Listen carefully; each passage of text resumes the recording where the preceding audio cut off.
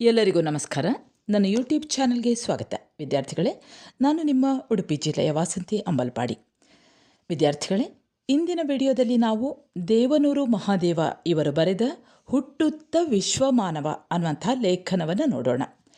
ಮೊದಲಿಗೆ ನಾವು ದೇವನೂರು ಮಹಾದೇವ ಇವರ ಪರಿಚಯವನ್ನು ನೋಡೋಣ. ದೇವನೂರು ಮಹಾದೇವ ಅವರು ಜೂನ್ 10, 1948ರಲ್ಲಿ ನಂಜನಗೂಡು ತಾಲೂಕಿನ ದೇವನೂರಿನಲ್ಲಿ ಜನಿಸಿದರು. ಇವರ ತಂದೆಯ ಹೆಸರು ಸಂಜಯ್ಯ, ತಾಯಿಯ ಹೆಸರು ನಂಜಮ್ಮ. ಎಸ್ ಮಹಾದೇವಯ್ಯ ಅನ್ನುವಂಥದ್ದು ಇವರಿಗೆ ಅವರ ಹೆತ್ತವರು ಇಟ್ಟ ಹೆಸರು. ದೇವನೂರು, ನಂಜನಗೂಡು ಹಾಗೂ ಮೈಸೂರುಗಳಲ್ಲಿ ಇವರ ಶಿಕ್ಷಣ ಜರುಗಿತು. MA ಓದುತ್ತಿರುವಾಗಲೇ ಒಡಲಾಳ ಅನ್ನುವಂತಹ ಕಥಾ ಸಂಕಲನವನ್ನು ಪ್ರಕಟಿಸಿದ್ದರು. ಸ್ವಲ್ಪ ಕಾಲ ಮೈಸೂರಿನ ಭಾರತೀಯ ಭಾಷಾ ಸಂಸ್ಥಾನದಲ್ಲಿ ಅಧ್ಯಾಪಕ ಸಂಶೋಧಕರಾಗಿ ಕರ್ತವ್ಯ ನಿರ್ವಹಿಸಿ ಸ್ವಯಂ ನಿವೃತ್ತಿಯನ್ನು ಪಡೆದು ಪೂರ್ಣಾವಧಿಯ ವ್ಯವಸಾಯಗಾರನಾಗಿರಲು ಅವರು ಬಯಸಿದರು. ಅಂದರೆ ಕೃಷಿಯತ್ತ ಅವರ ಒಲವು ಹರಿಯಿತು. ನವ್ಯ ಸಾಹಿತ್ಯ ಉತ್ಕರ್ಷ ಸ್ಥಿತಿಯಲ್ಲಿ ಇದ್ದಂತಹ ಕಾಲದಲ್ಲಿ ಮಹಾದೇವ ಅವರು ಅಮಾಸ, ಡಾಂಬರು ಬಂದುದು, ಮೂಡಲ ಸೀಮೆಲಿ ಕೊಲೆಗಿಲೆ ಮುಂತಾಗಿ, ಮಾರಿಕೊಂಡವರು ಮುಂತಾದ ದಲಿತ ಸಂವೇದನೆಯುಳ್ಳ ಮೌಲಿಕ ಕಥೆಗಳನ್ನು ಬರೆದು ಗಮನ ಸೆಳೆದರು. ಈ ಮೂಲಕ ನವ್ಯೋತ್ತರದ ಅಗ್ರಗಣ್ಯ ಲೇಖಕನೊಬ್ಬನ ಆಗಮನವನ್ನು ಕನ್ನಡ ಕಥಾಲೋಕ ಕಾಣುವಂತಾಯಿತು.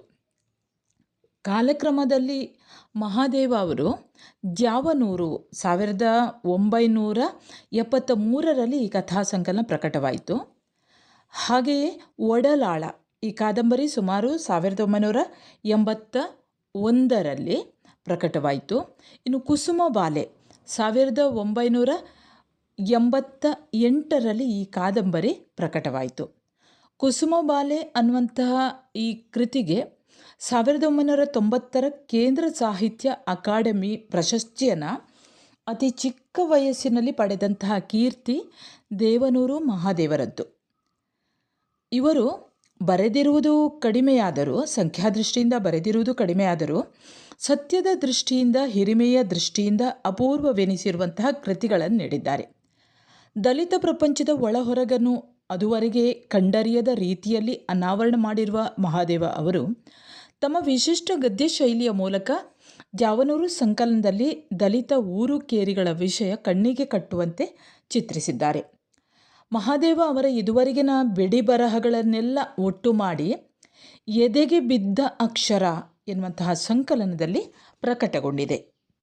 ಇವರ ಒಟ್ಟು ಸಾಹಿತ್ಯದ ಬಗೆಗಿನ ಪ್ರತಿಕ್ರಿಯೆಗಳನ್ನು ಯಾರ ಜಪ್ತಿಗೂ ಸಿಗದ ನವಿಲುಗಳು ಅನ್ನುವಂತಹ ಕೃತಿಯಲ್ಲಿ ಸಂಕಲಿಸಲಾಗಿದೆ. 1989ರಲ್ಲಿ ಅಮೆರಿಕಾದ ಅಯೋವಾ ವಿಶ್ವವಿದ್ಯಾನಿಲಯದಲ್ಲಿ ನಡೆದ ಇಂಟರ್ನ್ಯಾಷನಲ್ ರೈಟಿಂಗ್ ಪ್ರೋಗ್ರಾಂನಲ್ಲಿ ದೇವನೂರು ಮಹಾದೇವ ಭಾಗವಹಿಸಿದ್ದರು. ನೋಡು ಮತ್ತು ಕೂಡು ಅನ್ನುವಂತಹ ಕೃತಿಯೊಂದಿಗೆ ಗಾಂಧಿ ಮತ್ತು ಮಾವೋ ಎನ್ನುವಂತಹ ಕೃತಿಯನ್ನು ಇವರು ಅನುವಾದಿಸಿದ್ದಾರೆ. 2016 ಕುವೆಂಪು ರಾಷ್ಟ್ರೀಯ ಪ್ರಶಸ್ತಿಯನ್ನು ದೇವನೂರು ಮಹಾದೇವ ಅವರಿಗೆ ನೀಡಿ ಗೌರವಿಸಲಾಗಿದೆ. ವಿದ್ಯಾರ್ಥಿಗಳೇ, ಈಗ ನಾವು ದೇವನೂರು ಮಹಾದೇವ ಬರೆದ ಎದೆಗೆ ಬಿದ್ದ ಅಕ್ಷರ ಅನ್ನುವಂತಹ ಪಾಠದಲ್ಲಿ ಬರುವ ಕೆಲವು ಲೇಖನಗಳನ್ನು ನೋಡೋಣ. ನನ್ನ ದೇವರು ಮೊದಲನೆಯದು. ನನ್ನ ದೇವರು. ಈ ನನ್ನ ದೇವರು ಅನ್ನುವಂಥದ್ದು ಇದೊಂದು ಸೂಕ್ಷ್ಮವಾದಂತಹ ವಿವೇಚನೆ ಮತ್ತು ಪ್ರಖರ ಚಿಂತನೆಯನ್ನು ಒಳಗೊಂಡಂತಹ ಒಂದು ಲೇಖನ. ಈಗ ಪ್ರಸ್ತುತ ಈ ಜಗತ್ತಿನಲ್ಲಿ ಇರುವಂತಹ, ನಮ್ಮಲ್ಲಿ ಇರುವಂತಹ ಜನರ ಮೌಢ್ಯ ಇರ್ಬೋದು, ಕುರುಡು ನಂಬಿಕೆ ಇರ್ಬೋದು, ಮೂಲಭೂತ ಅಗತ್ಯಗಳಿಗಿಂತ ದೇವರಿಗೆ ಗುಡಿ ಮುಖ್ಯ ಅನ್ನುವಂಥ ಒಂದು ಭಾವಪರವಶತೆಯನ್ನು ಚರ್ಚೆಗೆ ಒಳಪಡಿಸ್ತದೆ. ಬಯಲು ಆಲಯದ ಪರಿಕಲ್ಪನೆ, ಅಂತರಂಗದ ಮೌಲ್ಯ, ಬುದ್ಧನ ಕಾರುಣ್ಯ, ಸಮತೆಯ ಪ್ರತಿಪಾದನೆಯೊಂದಿಗೆ ದೇಶದ ಇಂದಿನ ಜನರಿಗೆ ಬೇಕಾಗಿರುವಂಥ ಜೀವಪರ ಅಭಿವೃದ್ಧಿ ಚಿಂತನೆಯೆಡೆಗೆ ಈ ಲೇಖನ ಮುಖ ಮಾಡ್ತದೆ. ಅಂದರೆ ಜನರಲ್ಲಿ ಸ್ವಲ್ಪ ಮೌಢ್ಯತೆ ಜಾಸ್ತಿ, ಮೂಢನಂಬಿಕೆ ಜಾಸ್ತಿ, ಕುರುಡು ನಂಬಿಕೆ, ಯಾವುದೇ ವಿಚಾರಕ್ಕೆ ಒಳಪಡಿಸದೆ ಅದನ್ನು ಕುರುಡಾಗಿ ನಂಬಿಬಿಡುವಂಥದ್ದು, ಮೌಢ್ಯವನ್ನು ನಂಬುವಂಥದ್ದು, ಇಂಥದ್ದೆಲ್ಲ ನಡೀತಾ ಇದೆ.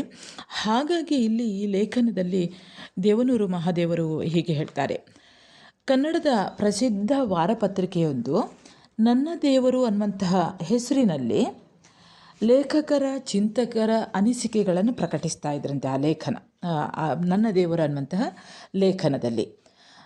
ಆಗ ದೇವನೂರು ಮಹಾದೇವ ಇವರನ್ನೂ ಕೂಡ ಅವರು ಹೇಳ್ತಾರೆ, ಒಂದು ವೇಳೆ ತನ್ನನ್ನು ಕೂಡ ಕೇಳಿದರೆ ಯಾವುದಕ್ಕೂ ಇರಲಿ ಅಂತ ಅವರು ಬರೆಯಬೇಕಾದುದನ್ನು ಅಂದಾಜಿಸಿಕೊಂಡಿದ್ರಂತೆ. ಅಂದರೆ ಲೇಖಕರು ಮೊದಲೇ ಈ ಕುರಿತು ಒಂದು ಲೇಖನವನ್ನು ಬರೆದಿದ್ರು, ಪತ್ರಿಕೆಯವರು ತನ್ನಿಂದಲೂ ಕೇಳಬಹುದು ಅಂತ. ಆದರೆ ಪತ್ರಿಕೆಯವರು ನನಗೆ ದೇವರಿಲ್ಲ ಎಂದು ನಿರ್ಧರಿಸಿಕೊಂಡು ಏನೋ ನನ್ನನ್ನು ಕೇಳಲೇ ಇಲ್ಲ ಅಂತ ಹೇಳ್ತಾರೆ. ಅಂದರೆ ನನ್ನ ದೇವರು ಅನ್ನುವಂತಹ ಒಂದು ಲೇಖನ ಪ್ರಕಟ ಮಾಡ್ತಾ ಇತ್ತು ಒಂದು ಪ್ರಸಿದ್ಧ ವಾರಪತ್ರಿಕೆ. ವಾರ ವಾರ ಬರ್ತಾ ಇತ್ತು, ಬೇರೆಯವರ ಲೇಖನಗಳೆಲ್ಲ ಬರ್ತಾ ಇತ್ತಂತೆ. ದೇವನೂರು ಮಹಾದೇವ ಹೇಳ್ತಾರೆ, ತನ್ನಿಂದಲೂ ಕೂಡ ಅವರು ಕೇಳ್ಬೋದು, ಯಾವುದಕ್ಕೂ ಇರಲಿ ಅಂತ ಒಂದು ಲೇಖನವನ್ನು ಬರ್ಕೊಂಡಿದ್ರಂತೆ. ಆದರೆ ಅವರು ಕೇಳಲಿಲ್ಲ. ಹಾಗಾಗಿ ಅವರು ಹೇಳ್ತಾರೆ, ನಾನು ಅಂದಾಜಿಸಿಕೊಂಡಿದ್ದ ನನ್ನ ದೇವರು ನನ್ನೊಳಗೆ ಉಳಿಯಿತು ಅಂತ ಹೇಳ್ತಾರೆ. ಅವರು ಹೇಳ್ತಾರೆ, ಆ ಲೇಖನವನ್ನು ಇಲ್ಲಿ ಕೊಡ್ತಾರೆ ನೋಡಿ, ಸರಿಯಾಗಿ ಕೇಳಿಸ್ಕೊಳ್ಳಿ. ನನ್ನ ದೇವರು ನನ್ನೊಳಗೆ ಉಳಿದಿರುವುದು ಹೀಗೆ. ಕವಿ ಸಿದ್ಧಲಿಂಗಯ್ಯ ಒಮ್ಮೆ ನನಗೆ ಹೇಳಿದ ಕಥೆಯಲ್ಲಿ ಮನೆ ಮಂಚಮ್ಮ ಎಂಬ ಗ್ರಾಮ ದೇವತೆಯ ಒಳಗಿನಿಂದ ನನ್ನ ದೇವರು ಒಡಮೂಡುತ್ತದೆ. ಸಿದ್ಧಲಿಂಗಯ್ಯ ಅವರ ಹೆಸರನ್ನು ನೀವು ಕೇಳಿರ್ಬೋದು. ಪ್ರಸಿದ್ಧವಾದಂತಹ ವೈಚಾರಿಕ ವಿಷಯಗಳನ್ನು ಉಳ್ಳಂತಹ ಕವಿತೆ, ವೈಚಾರಿಕ ಲೇಖನಗಳು, ಕಾದಂಬರಿ ಇಂಥದನ್ನೆಲ್ಲ ರಚಿಸಿ ಬಹಳಷ್ಟು ಪ್ರಸಿದ್ಧರಾಗಿರುವಂತಹ ಸಿದ್ಧಲಿಂಗಯ್ಯ ಅವರು ಲೇಖಕರಿಗೆ, ದೇವನೂರು ಮಹಾದೇವರಿಗೆ ಒಂದು ಕಥೆಯನ್ನು ಹೇಳಿರ್ತಾರಂತೆ. ಮನೆ ಮಂಚಮ್ಮ ಅನ್ನುವಂಥ ಒಂದು ಗ್ರಾಮ ದೇವತೆಯ ಆ ಕಥೆಯನ್ನು ಹೇಳಿದ್ರಂತೆ. ಹಾಗಾಗಿ ಲೇಖಕರು ಹೇಳ್ತಾರೆ, ಅದರ ಒಳಗಿಂದ ನನ್ನ ದೇವರು ಒಡಮೂಡುತ್ತದೆ. ಆಗ ಒಂದು ಸಲ, ಈ ಕಥೆಯನ್ನು ಸರಿಯಾಗಿ ಕೇಳಿಸ್ಕೊಳ್ಳಿ, ಒಂದು ಸಲ ಒಂದು ಗ್ರಾಮದ ಜನರೆಲ್ಲ ಸೇರಿ ತಮ್ಮ ದೇವತೆಗೆ ಗುಡಿ ಕಟ್ಟಲು ಆರಂಭಿಸ್ತಾರಂತೆ. ಹೀಗೆ ಕಟ್ತಾ ಕಟ್ತಾ ಆ ಗುಡಿ ಚಾವಣಿಯ ಮಟ್ಟಕ್ಕೆ ಹೋಗ್ತದೆ, ಮೇಲ್ಛಾವಣಿಯ ಮಟ್ಟಕ್ಕೆ. ಆಗ ಮೇಲಿನ ಇನ್ನೇನು ಮಾಡು ಹೊದಿಸ್ಬೇಕಷ್ಟರಲ್ಲಿ ಆ ಚಾವಣಿಯ ಮಟ್ಟಕ್ಕೆ ಹೋದಾಗ, ಆ ಗುಡಿ ಬಂದಾಗ ಒಬ್ಬನ ಮೈ ಮೇಲೆ ಒಮ್ಮೆಲೆ ಮಂಚಮ್ಮ ಬರ್ತಾಳಂತೆ. ಆ ದೇವತೆ ಮಂಚಮ್ಮ ಆವಾಹಿಸಿಕೊಂಡು ಅವನ ಮುಖಾಂತರ ಹೇಳ್ತಾಳಂತೆ, ನಿಲ್ಲಿಸಿ ನನ್ನ ಮಕ್ಕಳ ಅಂತ ಅಬ್ಬರ ಮಾಡ್ತಾಳೆ. ಗಟ್ಟಿಯಾದ ಸ್ವರದಲ್ಲಿ ಕೇಳ್ತಾಳೆ. ಆ ಅಬ್ಬರಕ್ಕೆ ಜನ ತಮ್ಮ ಕೆಲಸ ನಿಲ್ಲಿಸಿ ಕಕ್ಕಾಬಿಕ್ಕಿಯಾಗಿ ನೋಡ್ತಾ ಇದ್ದಾಗ ಆ ದೇವತೆ ಹಾಗೂ ಆ ಜನರ ನಡುವೆ ಹೀಗೆ ಮಾತುಕತೆ ನಡೀತದಂತೆ. ಏನ್ರಯ್ಯ, ಏನು ಮಾಡ್ತಾ ಇದ್ದೀರಿ ಅಂತ ದೇವತೆ ಮಂಚಮ್ಮ ಕೇಳ್ತಾಳಂತೆ. ಆಗ ಜನರು ಹೇಳ್ತಾರಂತೆ, ನಿನಗೊಂದು ಗುಡಿ ಮನೆ ಕಟ್ತಾ ಇದ್ದೀವಿ ತಾಯಿ ಅಂತ. ಆಗ ಆಕೆ ಹೇಳ್ತಾಳೆ, ಓಹೋ, ನನಗೆ ಗುಡಿ ಮನೆ ಕಟ್ತಾ ಇದ್ದೀರೋ, ಹಾಗಾದರೆ ನಿಮಗೆಲ್ಲ ಮನೆ ಉಂಟ ನನ್ನ ಮಕ್ಕಳ ಅಂತ ಕೇಳ್ತಾರಂತೆ. ಆಗ ಒಬ್ಬ ಹೇಳ್ತಾನಂತೆ, ನನಗಿಲ್ಲ ತಾಯಿ ಅಂತ. ಆಗ ದೇವತೆ ಹೀಗೆ ಹೇಳ್ತಾಳಂತೆ, ಏನು ಹೇಳ್ತಾಳೆ ಅಂದರೆ, ಮನೆ ಮಂಚಮ್ಮ ಹೀಗೆ ಹೇಳ್ತಾಳಂತೆ, ಹಾಗಾದರೆ ಎಲ್ಲರಿಗೂ ಮನೆ ಆಗುವವರೆಗೆ ನನಗೂ ಮನೆ ಬೇಡ. ಹೀಗೆಂದ ಮಂಚಮ್ಮ ದೇವಿ ಮನೆ ಮಂಚಮ್ಮನಾಗುತ್ತಾಳೆ. ಚಾವಣಿ ಇಲ್ಲದ ಗುಡಿಯಲ್ಲಿ ತಾಯಿ ಮನೆ ಮಂಚಮ್ಮ ಇಂದು ಪೂಜಿತಳಾಗುತ್ತಿದ್ದಾಳೆ. ಆ ರೀತಿಯಲ್ಲಿ ಚಾವಣಿ ಇಲ್ಲದ ಗುಡಿಯಲ್ಲಿ ಕಾರುಣ್ಯ ಸಮತೆಯ ಬುದ್ಧನನ್ನು ಬಿಟ್ಟರೆ ಅದೇ ನನ್ನ ದೇವರಾಗುತ್ತದೆ ಅಂತ ಇಲ್ಲಿ ಲೇಖಕರು ಹೇಳ್ತಾರೆ. ಅಂದರೆ ಎಲ್ರಿಗೂ ಮನೆಯೇ ಇಲ್ಲ, ಎಲ್ರಿಗೂ ಮನೆ ಆದ ನಂತರವೇ ನನಗೆ ಚಾವಣಿಯನ್ನು ಕಟ್ಟಿಸಿ, ಮಾಡನ್ನು ಕಟ್ಟಿಸಿ ಅಂತ ಹೇಳಿದಾಗ ಅದು ಹಾಗೆ ಉಳ್ಕೊಂಡು ಬಿಡ್ತದೆ. ಯಾಕಂದರೆ ನಿಮ್ಗೆ ಗೊತ್ತಿದೆ, ಎಲ್ರಿಗೂ ಸಮಾನತೆ ಇನ್ನೂ ಕೂಡ ಬರಲಿಲ್ಲ. ಎಷ್ಟೋ ಜನ ಹಾದಿ ಬೀದಿಯಲ್ಲಿ ಮಲಗುವಂಥದ್ದು, ಆಶ್ರಯವಿಲ್ಲದೆ ಎಲ್ಲೆಲ್ಲೋ ತಿರುಗಾಡುವಂಥದ್ದನ್ನೆಲ್ಲ ನೀವು ಕಾಣ್ತೀರಿ. ಅದೇ ಇಲ್ಲಿ ಲೇಖಕರು ಹೇಳುವಂಥದ್ದು, ಅಂದರೆ ಈ ರೀತಿಯಲ್ಲಿ ಚಾವಣಿ ಇಲ್ಲದ ಗುಡಿಯಲ್ಲಿ ಕಾರುಣ್ಯ ಸಮತೆ, ಕರುಣೆ ಮತ್ತು ಸಮತೆ, ಸಮಾನುಭಾವ ಅನ್ನುವಂಥ ಈ ವಿಷಯದ ಮೇಲೆ ಈ ಬುದ್ಧನನ್ನು ಬಿಟ್ಟರೆ ಅವನಲ್ಲಿ ಮಾತ್ರ ಕರುಣೆ ಮತ್ತು ಸಮತೆ ಅಂತ ಇದ್ದದ್ದು. ಅದೇ ನನ್ನ ದೇವರು ಅಂತ ಇಲ್ಲಿ ಲೇಖಕರು ಹೇಳ್ತಾರೆ. ಮುಂದೆ ನೋಡಿ, ಹುಟ್ಟುತ್ತ ವಿಶ್ವಮಾನವ. ಇಂದು ಚಿಕ್ಕವನು ನಾಳೆಗೆ ದೊಡ್ಡವನು. ಇಂದಿನ ಮಕ್ಕಳು ನಾಳಿನ ಪ್ರಜೆಗಳು. ಇಂದು ಚಿಕ್ಕವರಾದ ನೀವು ಕೂಡ ಬೆಳೆದಂತೆ ದೊಡ್ಡ ವ್ಯಕ್ತಿಯಾಗುವ ಕನಸು ಕಾಣ್ತೀರಿ. ಇದು ಲೋಕಾರೂಢಿ, ರವಿ ಕಂಡ ಸತ್ಯ. ಆದರೆ ಕವಿ ಕಂಡ ಸತ್ಯ ಬೇರೆ ಇದೆ. ದೇವನೂರು ಮಹಾದೇವ ಅವರು ಈ ಲೇಖನದಲ್ಲಿ ಹೇಳ್ತಾರೆ, ಇಂದು ಚಿಕ್ಕದಾಗಿರುವಂತಹ ಯಾವುದೇ ಒಂದು ಮಗು ಇರ್ಬೋದು, ಅದು ಬೆಳೆಯುತ್ತಾ ನಾಳೆ ದೊಡ್ಡದಾಗುತ್ತದೆ, ದೊಡ್ಡವನಾಗುತ್ತಾನೆ ಅಥವಾ ದೊಡ್ಡವಳಾಗುತ್ತಾಳೆ. ಇಂದಿನ ಮಕ್ಕಳು ನಾಳಿನ ಪ್ರಜೆಗಳು. ಅಂದರೆ ಇಂದು ಮಕ್ಕಳಾಗಿರುವಂತಹ ಮಕ್ಕಳು, ಚಿಕ್ಕವರಾಗಿರುವಂತಹ ಮಕ್ಕಳು, ಅವರು ಬೆಳೆದು ನಾಳಿನ ಭವ್ಯ ಭಾರತದ ಪ್ರಜೆಗಳಾಗಿ ಬೆಳೆಯುತ್ತಾರೆ. ಇಂದು ಚಿಕ್ಕವರಾದ ನೀವು ಕೂಡ ಬೆಳೆದಂತೆ ದೊಡ್ಡ ವ್ಯಕ್ತಿಯಾಗುವ ಕನಸು ಕಾಣ್ತೀರಿ. ಅಂದರೆ ಇಂದು ಚಿಕ್ಕದಾಗಿರುವಂತಹ ನೀವು ಕೂಡ ಈಗ ಏನು ನೀವು ಪಾಠವನ್ನು, ಈ ಲೇಖನವನ್ನು ಕೇಳ್ತಾ ಇದ್ದೀರೋ, ನೀವು ಕೂಡ ನಾಳೆ ಬೆಳೆದು ದೊಡ್ಡವನಾಗುವಂತಹ, ಒಂದು ದೊಡ್ಡ ಹುದ್ದೆಗೆ ಏರಬೇಕು, ಉತ್ತಮ ನಾಗರಿಕನಾಗಬೇಕು ಅನ್ನುವಂಥ ಒಂದು ಕನಸನ್ನು ಕಾಣ್ತಾ ಇರುವಂತಹ ನೀವು ಕೂಡ ದೊಡ್ಡ ವ್ಯಕ್ತಿ ಆಗ್ತೀರಿ. ಇದು ಲೋಕಾರೂಢಿ. ಇದು ಲೋಕದಲ್ಲಿ ರೂಢಿಯಲ್ಲಿರುವಂತಹ ಒಂದು ಹೇಳಿಕೆ ಅಥವಾ ಒಂದು ಮಾತು. ರವಿ ಕಂಡ ಸತ್ಯ. ರವಿ ಅಂದರೆ ಸೂರ್ಯ ನೋಡಿದಂತಹ ಸತ್ಯ. ಮಕ್ಕಳಾಗಿರುವಂತಹ ಸಣ್ಣವರು ಬೆಳೆದು ದೊಡ್ಡವರಾಗಿ ಬಿಡುತ್ತಾರೆ ಅನ್ನುವಂಥದ್ದು. ಇಂದಿನ ಮಕ್ಕಳೇ ನಾಳಿನ ಪ್ರಜೆಗಳು. ಇದು ಸೂರ್ಯ ಕಂಡಂತಹ ಸೂರ್ಯನಷ್ಟೇ ಸತ್ಯ. ಆದರೆ ಇಲ್ಲಿ ಲೇಖಕರು ಹೇಳ್ತಾರೆ, ಆದರೆ ಕವಿ ಕಂಡ ಸತ್ಯ ಬೇರೆ ಇದೆ. ಮಹಾಕವಿ ಕುವೆಂಪು ಅವರ ಮಾತೊಂದಿದೆ, ಹುಟ್ಟುತ್ತಾ ವಿಶ್ವಮಾನವ, ಬೆಳೆಯುತ್ತಾ ಅಲ್ಪಮಾನವ. ಈ ಕವಿ ಕಂಡ ಸತ್ಯವು ರವಿ ಕಂಡ ಸತ್ಯವನ್ನು ಉಲ್ಟಾ ಮಾಡಿಬಿಡುತ್ತದೆ. ರವಿ ಕಂಡ ಸತ್ಯ ಮಗು ಬೆಳೆದಂತೆ ದೊಡ್ಡವನು ಎಂದುಕೊಂಡರೆ, ಕವಿ ಕಂಡ ಸತ್ಯ ಮಗು ಬೆಳೆಯುತ್ತಾ ಅಲ್ಪ ಅಂದರೆ ಚಿಕ್ಕವನು ಆಗ್ತಾನೆ ಅಂತಿದೆ. ಯಾವುದು ಸತ್ಯ? ಅಂದರೆ ಇಂದಿನ ಮಕ್ಕಳು ನಾಳಿನ ಭವ್ಯ ಭಾರತದ ಪ್ರಜೆಗಳು ಅನ್ನುವಂಥದ್ದು ರವಿಯಷ್ಟೇ ಸತ್ಯ. ಅದು ರವಿಯ ಹಾಗೆ, ರವಿ ಕಂಡ ಸತ್ಯ, ಸೂರ್ಯ ಕಂಡಂತಹ ಸತ್ಯ. ಆದರೆ ಕವಿ ಕಂಡಂತಹ ಸತ್ಯ ಬೇರೆ ಇದೆ. ಮಹಾಕವಿ ಕುವೆಂಪು ಅವರು ಕಂಡಂತಹ ಸತ್ಯ.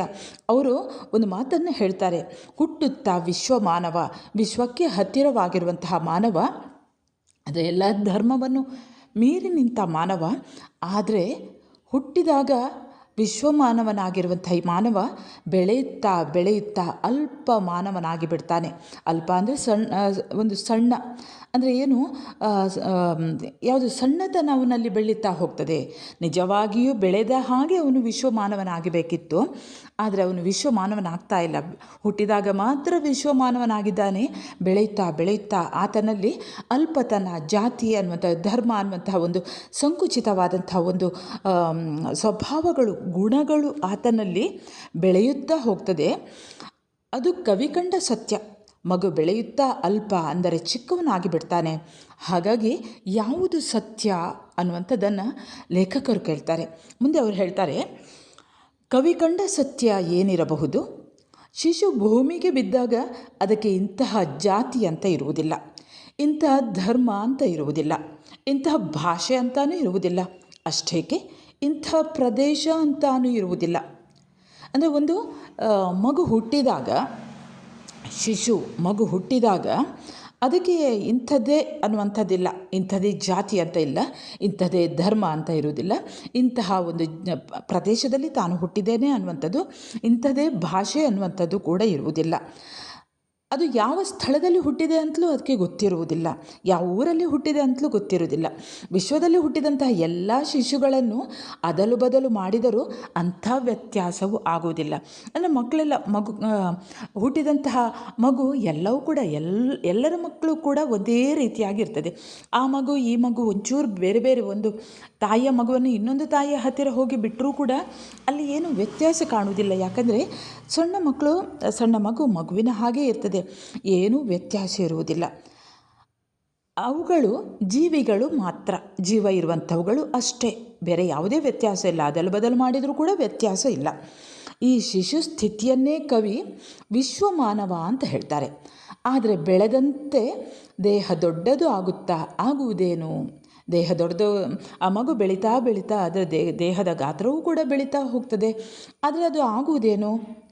ನಾನು ಇಂಥ ಜಾತಿಗೆ ಸೇರಿದವನು, ಇಂಥ ಧರ್ಮಕ್ಕೆ ಸೇರಿದವನು, ಇಂತಹ ಭಾಷೆಗೆ, ಇಂತಹ ಪ್ರದೇಶಕ್ಕೆ, ಇತ್ಯಾದಿ ಇತ್ಯಾದಿ ಅಂತ ಚಿಂದಿಯಾಗಿ ಹೋಗ್ತಾನೆ. ಅದನ್ನೇ ಕವಿ ಬೆಳೆಯುತ್ತಾ ಅಲ್ಪನಾದ ಅನ್ನುತ್ತಾರೆ. ಅಂದರೆ ಈ ಮಗು ಬೆಳೆದ ಹಾಗೆ ಅದರ ತಲೆಯ ಒಳಗೆ ಏನೇನೋ ತುಂಬಿಕೊಂಡು ಬಿಡ್ತದೆ. ನಾನು ಇಂತಹ ಜಾತಿಯವನು, ನಾನು ಇಂತಹ ಭಾಷೆಯವನು, ನಾನು ಇಂಥ ಧರ್ಮದವನು, ನಾನು ಇಂಥ ಊರಿನವನು ಅನ್ನುವಂತಹ ಒಂದು ಈ ಸಣ್ಣತನಗಳೆಲ್ಲ ಅದರ ತಲೆಯ ಒಳಗೆ ಹೊಕ್ಕು ಬೆಳೀತಾ ಆ ಮಗು ಅಲ್ಪಮಾನವನಾಗ್ತಾನೆ. ಹುಟ್ಟುವಾಗ ವಿಶ್ವಮಾನವನಾಗಿ ಬೆಳೆದಂತಹ ಮಗು ಹೇಗೆ ಅಲ್ಪಮಾನವನಾಗುತ್ತಾನೆ?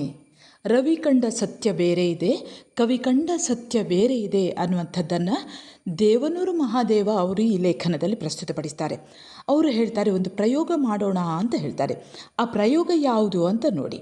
ನೀವಿನ್ನು ಎಳೆಯರು, ನಿಮಗೆ ಕಲ್ಪನೆ ಹೆಚ್ಚು, ಒಂದು ಕಲ್ಪನೆಯ ಪ್ರಯೋಗವನ್ನೇ ಮಾಡೋಣ ಅಂತ ಹೇಳ್ತಾರೆ. ಕಣ್ಮುಚ್ಚಿ ನಿಧಾನವಾಗಿ ಉಸಿರಾಡಿ ನಿಮ್ಮೊಳಗೆ ನೀವು ಹೋಗಬೇಕು. ನೀವು ಒಂದು ವೇಳೆ ದಲಿತ ಜಾತಿಯಲ್ಲಿ ಹುಟ್ಟಿದವರಾಗಿದ್ದರೆ ನೀವು ಬ್ರಾಹ್ಮಣರ ಮನೆಯಲ್ಲಿ ಹುಟ್ಟಿದ್ದಾಗಿ ಕಲ್ಪಿಸಿಕೊಳ್ಬೇಕು. ಹಾಗೆ ಅಲ್ಲೇ ನೀವು ಬ್ರಾಹ್ಮಣರು ಯಾವ ರೀತಿ ಇರ್ತಾರೋ ಅದೇ ರೀತಿ ನೀವು ಕೂಡ ಇದ್ದೀರಿ ಅನ್ನುವಂಥದ್ದನ್ನು ಕಲ್ಪಿಸಿಕೊಳ್ಬೇಕು. ಹಾಗೆ ನೀವು ಒಂದು ವೇಳೆ ಬ್ರಾಹ್ಮಣರಾಗಿದ್ದರೆ ನೀವು ದಲಿತರ ಮನೆಯಲ್ಲಿ ಹುಟ್ಟಿದ್ದೀರಿ, ಆ ದಲಿತರು ಹೇಗೆ ಇರ್ತಾರೋ ಅದೇ ರೀತಿಯಲ್ಲಿ ಇದ್ದೀರಿ ಅನ್ನುವಂಥದ್ದನ್ನು ನೀವು ಕಲ್ಪಿಸಿಕೊಳ್ಬೇಕು. ನೀವು ಒಂದು ವೇಳೆ ಮುಸ್ಲಿಮರಾಗಿ ಹುಟ್ಟಿದ್ದೀರಿ, ಆಗ ತನ್ನದಲ್ಲದ ಜಾತಿ ಧರ್ಮದಲ್ಲಿ ಹುಟ್ಟಿದಂತೆ ಹೀಗೆ ಇದನ್ನು ಕೇವಲ ದಿನಕ್ಕೆ 5 ನಿಮಿಷ ಮಾಡಿ ಅಂತ ಹೇಳ್ತಾರೆ. ಅಂದರೆ ನಾವು ನಮ್ಮದಲ್ಲದ ಜಾತಿಯಲ್ಲಿ ಅಥವಾ ನಮ್ಮದಲ್ಲದ ಧರ್ಮದಲ್ಲಿ ಹುಟ್ಟಿದಂತಹ ಕಲ್ಪನೆ, ಆ ಧರ್ಮ ಅಥವಾ ಆ ಜಾತಿಯಲ್ಲಿ ಹುಟ್ಟಿದಾಗ ಆ ಮನೆಯವರು ಹೇಗಿರ್ತಾರೋ ಅದೇ ರೀತಿ ನಾವು ಕೂಡ ಇರುವಂತಹ ಕಲ್ಪನೆಯನ್ನು ಮಾಡಬೇಕು. ಹಾಗೆಯೇ ಒಬ್ಬ ಮುತಾಲಿಕ್ ಒಬ್ಬ ಮುಲ್ಲಾನಾಗಿ ಕಲ್ಪಿಸಿಕೊಂಡು ನೋಡಿದರೂ ಕೂಡ ಒಬ್ಬ ಮುಲ್ಲಾ ಮುತಾಲಿಕ್ ಆಗಿ ಕಲ್ಪಿಸಿಕೊಂಡಿದ್ದರೂ ಕೂಡ ಎಷ್ಟೋ ಜೀವಗಳು ಉಳಿಯುತ್ತಿತ್ತು ಅಂತ ಲೇಖಕರು ಹೇಳ್ತಾರೆ. ಅಂದರೆ ಒಬ್ಬ ಮುಸ್ಲಿಂ ಧರ್ಮದಲ್ಲಿ ಹುಟ್ಟಿದವನು ಮುತಾಲಿಕ್ ಅನ್ನುವಂಥದ್ದು ವಂಶನಾಮ ಇಲ್ಲಿ, ಅಂದರೆ ಉತ್ತಮ ಜಾತಿಯಲ್ಲಿ ಹುಟ್ಟಿದವನಿಗೆ ಹೇಳುವಂಥದ್ದು. ಅಂದರೆ ಮುಲ್ಲಾನು ಮುತಾಲಿಕ್ ಆಗಿ ತನ್ನನ್ನು ತಾನು ಕಲ್ಪಿಸಿಕೊಳ್ಬೇಕು. ಒಬ್ಬ ಮುತಾಲಿಕ್ ಮುಸ್ಲಿಮ್ ಆಗಿ, ಅಂದರೆ ಮುಲ್ಲಾ ಆಗಿ, ಮೌಲ್ವಿ ಆಗಿ ಕಲ್ಪಿಸಿಕೊಳ್ಬೇಕು. ಹೀಗೆ ಕಲ್ಪಿಸಿಕೊಂಡ್ರೆ ಅವರವರ ಧರ್ಮದಲ್ಲಿ ಏನಿದೆ ಅನ್ನುವಂಥದ್ದು ತಿಳ್ಕೊಂಡ್ರೆ ಎಷ್ಟೋ ಜೀವಗಳು, ಅಂದರೆ ತಪ್ಪು ಕಲ್ಪನೆಯಿಂದಾಗಿ ಎಷ್ಟೋ ಕೋಮುಗಲಭೆಗಳು ನಡೀತಾ ಹೋಗ್ತದೆ. ಅದಕ್ಕೆ ಹೇಳ್ತಾರೆ ಇಲ್ಲಿ, ಒಬ್ಬ ಹಿಂದುವಾದವನು ಮುಸ್ಲಿಮ್ ಆಗಿ, ಒಬ್ಬ ಮುಸ್ಲಿಮ್ ಆದವನು ಹಿಂದುವಾಗಿ ತನ್ನನ್ನು ತಾನು ಕಲ್ಪಿಸಿಕೊಂಡು ಆಯಾ ಮನೆಗಳಲ್ಲಿ ತಾನಿದ್ದೇನೆ ಅನ್ನೋದನ್ನು ಕಲ್ಪಿಸಿಕೊಂಡ್ರೆ ಎಷ್ಟೋ ಜೀವಗಳು ಉಳಿತಾ ಇದ್ವು ಅನ್ನುವಂಥದ್ದನ್ನು ಇಲ್ಲಿ ದೇವನೂರು ಮಹಾದೇವ ಈ ಒಂದು ಲೇಖನದಲ್ಲಿ ಹೇಳ್ತಾರೆ. ಮುಂದೆ ಹೇಳ್ತಾರೆ, ಜೊತೆಗೆ ಈ ಪ್ರಯೋಗಕ್ಕೆ ನೀವು ಒಳಗಾದರೆ ನಿಮ್ಮೊಳಗೊಬ್ಬ ಕವಿ, ಅಂದರೆ ಬೇರೆ ಜೀವಿಗಳ ಒಳಹೊಕ್ಕು ಸ್ಪಂದಿಸಿ ಬರುವಂತಹ ಕವಿ, ನಿಮ್ಮೊಳಗೇ ಇರುವ ಕವಿ ಎಚ್ಚರಗೊಳ್ಳುತ್ತಾನೆ.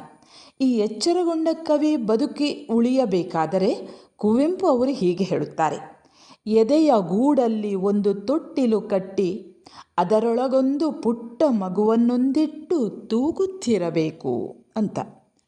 ಅಂದರೆ ನಾವು ರವಿ ಕಂಡ ಸತ್ಯ ಅಲ್ಲ, ಕವಿ ಕಂಡ ಸತ್ಯವನ್ನು ಈಗ ನೋಡಬೇಕು. ಕುವೆಂಪು ಅವರು ಹೇಳ್ತಾರೆ, ಎಲ್ಲರೂ ಕೂಡ ವಿಶ್ವಮಾನವರಾಗಬೇಕು. ಹುಟ್ಟುತ್ತಾ ವಿಶ್ವಮಾನವರಾಗುವುದಲ್ಲ, ಬೆಳೆಯುತ್ತಾ ಅಲ್ಪಮಾನವರಾಗುವುದಲ್ಲ.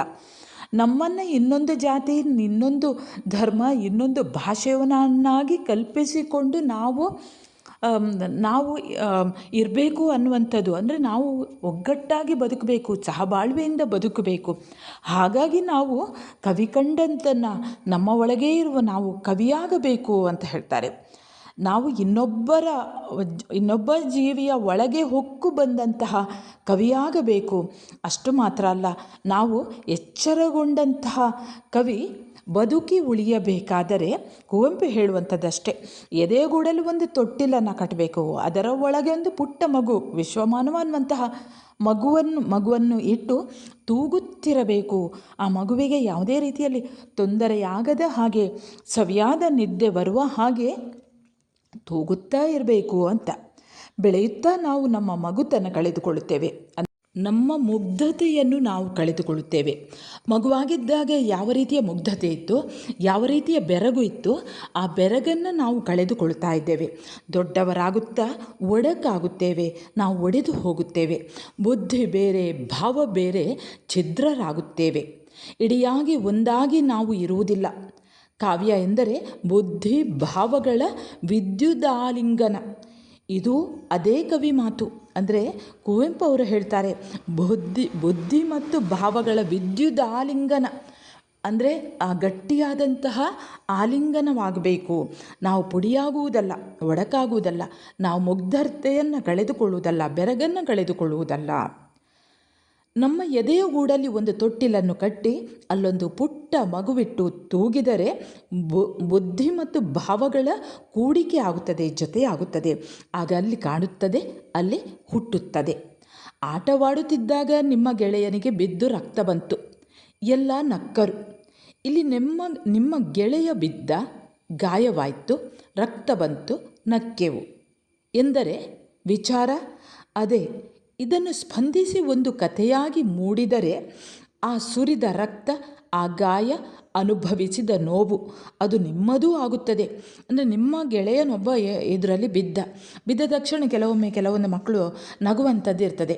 ಯಾವುದಾದ್ರೂ ಮಗು ಅಥವಾ ಇನ್ನು ಯಾರಾದರೂ ಬಿದ್ದರೆ ಅವರನ್ನು ನೋಡಿ ನಗುವಂಥ ಒಂದು ಸ್ವಭಾವ ಇರ್ತದೆ. ನಿಮ್ಮ ಗೆಳೆಯ ಬಿದ್ದಿದ್ದಾನೆ, ಅವನಿಗೆ ಬಿದ್ದು ಗಾಯವಾಗಿ ರಕ್ತ ಬಂತು, ಆಗ ನೀವು ನಗುವವರೊಟ್ಟಿಗೆ ನೀವು ಕೂಡ ಸೇರಿ ನಕ್ಕರಿ. ಆದರೆ ಇಲ್ಲಿ ಲೇಖಕರು ಹೇಳ್ತಾರೆ, ಆ ಗೆಳೆಯ ಬಿದ್ದಿದ್ದಾನಲ್ಲ ಅದು ನಾವು. ಅವನಿಗೆ ರಕ್ತ ಬಂತಲ್ಲ, ಬಿದ್ದಾಗ ಗಾಯ ಆಯ್ತಲ್ಲ, ಅದು ನಮಗೆ ಆದದ್ದು. ಆ ಗಾಯದಿಂದ ರಕ್ತ ಬಂತಲ್ಲ, ಅದು ನಮಗೆ ಆದದ್ದು. ನಾವು ನಕ್ಕೆವು ನೋಡಿ, ನಮ್ಮನ್ನು ನೋಡಿ ಇನ್ನೊಬ್ಬರು ನಕ್ಕಾಗ ಹೇಗಾಗ್ಬೋದು, ಅಂದರೆ ಯಾವ ರೀತಿಯ ನೋವಾಗ್ತದೆ ಅದನ್ನು ನಾವು ಅನುಭವಿಸಬೇಕು ಅನ್ನುವಂಥದ್ದನ್ನು ಇಲ್ಲಿ ಲೇಖಕರು ಹೇಳ್ತಾರೆ. ಆ ಸುರಿದ ರಕ್ತ, ಆ ಗಾಯ, ಅನುಭವಿಸಿದ ನೋವು ಅದು ನಿಮ್ಮದೂ ಆಗುತ್ತದೆ, ನನ್ನದೂ ಆಗುತ್ತದೆ. ಯಾಕೆಂದರೆ ಅದು ಕಲೆಯಾಗಿ ಮೂಡಿರುತ್ತದೆ. ಅಂದರೆ ಆ ಗಾಯ ಅನ್ನುವಂಥದ್ದು ಕಲೆಯಾಗಿರ್ತದೆ. ಅದು ಅಂದರೆ ಇನ್ನೊಬ್ಬ ಬಿದ್ದರೂ ಕೂಡ ನಾವು ಅವನ ಒಳಗೆ ಹೊಕ್ಕು, ಅದು ಬಿದ್ದದ್ದು ನಾವು, ಸುರಿದದ್ದು ನಮ್ಮ ಗಾಯದಿಂದ ರಕ್ತ, ನಕ್ಕದ್ದು ಅವರಲ್ಲ ನಾವು, ಅಥವಾ ನಮಗೇ ಅವರು ನಕ್ಕದ್ದು ಅನ್ನುವಂಥದ್ದನ್ನು ನಾವು ಕಲ್ಪಿಸಿಕೊಂಡಾಗ ಮಾತ್ರ ಇನ್ನೊಬ್ಬರ ನೋವನ್ನು ತಿಳಿಯಬಹುದು ಅನ್ನುವಂಥದ್ದನ್ನು ಇಲ್ಲಿ ಈ ಲೇಖನದಲ್ಲಿ ಹುಟ್ಟುತ್ತಾ ವಿಶ್ವಮಾನವ ದೇವನೂರು ಮಹಾದೇವ ಅವರು ಬರೆದಂತಹ ಈ ಲೇಖನದಲ್ಲಿ ಕಾಣಬಹುದು. ವಿದ್ಯಾರ್ಥಿಗಳೇ, ಈಗ ಮುಂದಿನ ಲೇಖನವನ್ನು ನೋಡೋಣ. ಬೇಸಾಯದಲ್ಲಿ ಬದುಕಿ ಉಳಿಯಲು. ಜಾಗತೀಕರಣದ ಪ್ರಭಾವವು ಹಳ್ಳಿಗಳ ಮೇಲೆ ಬೀರಿರುವ ಪ್ರಭಾವ ಹಾಗೆ ಹಳ್ಳಿಗಳ ಜೀವಂತಿಕೆಯನ್ನು ಉಳಿಸಿಕೊಳ್ಳುವಲ್ಲಿ ಮಹಿಳಾ ಶಕ್ತಿಯ ಪಾತ್ರವನ್ನು ಈ ಲೇಖನ ವಿಶ್ಲೇಷಿಸುತ್ತದೆ. ಗ್ರಾಮೀಣ ಜೀವನ ಮತ್ತು ಪರಿಸರವನ್ನು ಕಾಪಾಡಬಲ್ಲ ಸಾಧ್ಯತೆ ಇರುವ ಪಾಳೇಕರರ ನೈಸರ್ಗಿಕ ಕೃಷಿಯ ಮಹತ್ವವನ್ನು ಮನಗಾಣಿಸುವಂಥ ಲೇಖನ ಜೀವಪರ ಕಾಳಜಿಯಿಂದ ಗಮನಾರ್ಹವಾಗಿದೆ. ದೇವನೂರು ಮಹಾದೇವ ಅವರು ಈ ಲೇಖನದಲ್ಲಿ ಹೀಗೆ ಹೇಳ್ತಾರೆ. ಮೊನ್ನೆ ಕುವೆಂಪು ನಗರದ ಸರ್ಕಲ್ ಬಳಿ ಹೋದಾಗ ಅಲ್ಲಿ ನೂರಾರು ಜನ ಹಳ್ಳಿಗಳಿಂದ ಕೂಲಿಗಾಗಿ ಧಾವಿಸಿ ಬಂದವರು. ಅವರ ಕಣ್ಣಲ್ಲಿ ಕಣ್ಣಿಟ್ಟು ನೋಡೋ ಧೈರ್ಯ ನನಗೆ ಬರಲಿಲ್ಲ. ವೆಸ್ಟ್ ಇಂಡೀಸ್ನಲ್ಲಿ ಭಾರತೀಯ ಸಂಜಾತರನ್ನು ಕೂಲಿಗಳು ಅಂತ ಕರೆಯುತ್ತಾರಂತೆ. ಭಾರತೀಯ ಅನ್ನುವುದು ಅಲ್ಲಿ ಕೂಲಿ ಎಂದಾಗಿಬಿಟ್ಟಿದೆ. ಅಂದರೆ ಇಲ್ಲಿ ವೆಸ್ಟ್ ಇಂಡೀಸ್ನಲ್ಲಿ ಭಾರತೀಯ ಸಂಜಾತರು ಅಂದರೆ ಭಾರತದಲ್ಲಿ ಹುಟ್ಟಿದವರು, ಅವರು ಅಲ್ಲಿ ಹೋದರೆ ಅಥವಾ ಅಲ್ಲೇ ಇದ್ದರೆ ಅವ್ರು ಏನು ಮಾಡ್ತಾರೆ, ಈ ಭಾರತೀಯರನ್ನೆಲ್ಲರನ್ನೂ ಕೂಡ ಅವರು ಕೂಲಿಗಳು ಅಂತ ಕರೀತಾರಂತೆ. ಅಂದರೆ ಭಾರತೀಯರೆಂದರೆ ಕೂಲಿ ಅನ್ನುವಂತಹ ಅರ್ಥ ಆಗಿಬಿಟ್ಟಿದಂತೆ. ಇಲ್ಲೂ ಕೂಡ ಅಂದರೆ ಅವರು ಲೇಖಕರು ಹೇಳ್ತಾರಲ್ಲ, ಕುವೆಂಪು ನಗರದ ಸರ್ಕಲ್ ಬಳಿ ಹೋದಾಗ ಅಲ್ಲಿ ನೂರಾರು ಜನ ಹಳ್ಳಿಗಳಿಂದ ಕೂಲಿಗಾಗಿ ಧಾವಿಸಿ ಬಂದವರನ್ನು ನೋಡಿದಾಗ ಅವರ ಕಣ್ಣಲ್ಲಿ ಕಣ್ಣಿಟ್ಟು ನೋಡಲಿಕ್ಕಾಗಲಿಲ್ಲ ಅಂತ ಹೇಳ್ತಾರೆ ನೋಡಿ. ಇಲ್ಲೂ ಕೂಡ ಭಾರತದಲ್ಲಿಯೂ ಈ ಜಾಗತೀಕರಣ ಇದೇ ರೀತಿ ಮುಂದುವರಿದರೆ ಹಳ್ಳಿಗರನ್ನು ಹಳ್ಳಿಗರೆಂದಲ್ಲ ಕೂಲಿಗಳು ಎಂದು ಕರೆಯುವ ದಿನ ಬಹಳ ದೂರವಿಲ್ಲ ಎಂದು ಅನಿಸತೊಡಗಿತು. ಇನ್ನು ಬದಲಾವಣೆಯ ವೇಗ ಜಾಸ್ತಿಯಾಗಿದೆ. ಪ್ರತಿಯೊಂದು ದಿನ ಬದಲಾಗ್ತಾ ಹೋಗ್ತದೆ. ಎಲ್ಲವೂ ಕೂಡ ಆಧುನಿಕತೆ ಅನ್ನುವಂಥದ್ದು ಅಥವಾ ಜಾಗತೀಕರಣ ಅನ್ನುವಂಥದ್ದು ದಿನದಿಂದ ದಿನಕ್ಕೆ ಬದಲಾಗ್ತಾ ಹೋಗ್ತದೆ. ಹಿಂದೆ ಒಂದು ಬದಲಾವಣೆಗೆ 10 ವರ್ಷ ತಗೊಂಡ್ರೆ ಈಗ ಅದೇ ಬದಲಾವಣೆಗೆ 1 ವರ್ಷ ಮಾತ್ರ ಸಾಕು. ಇದು ಲೇಖಕರು ಹೇಳ್ತಾರೆ ತನಗೆ ಬಹಳ ಯಾತನೆಯನ್ನು ಕೊಟ್ಟಿತು. ಅಂದರೆ ಹಿಂದೆಲ್ಲ ಬದಲಾವಣೆ ಅಂದರೆ 10 ವರ್ಷದವರೆಗೆ, ಈಗ ಹಾಗಲ್ಲ, ಬದಲಾವಣೆ ಅಂದರೆ 1 ವರ್ಷ.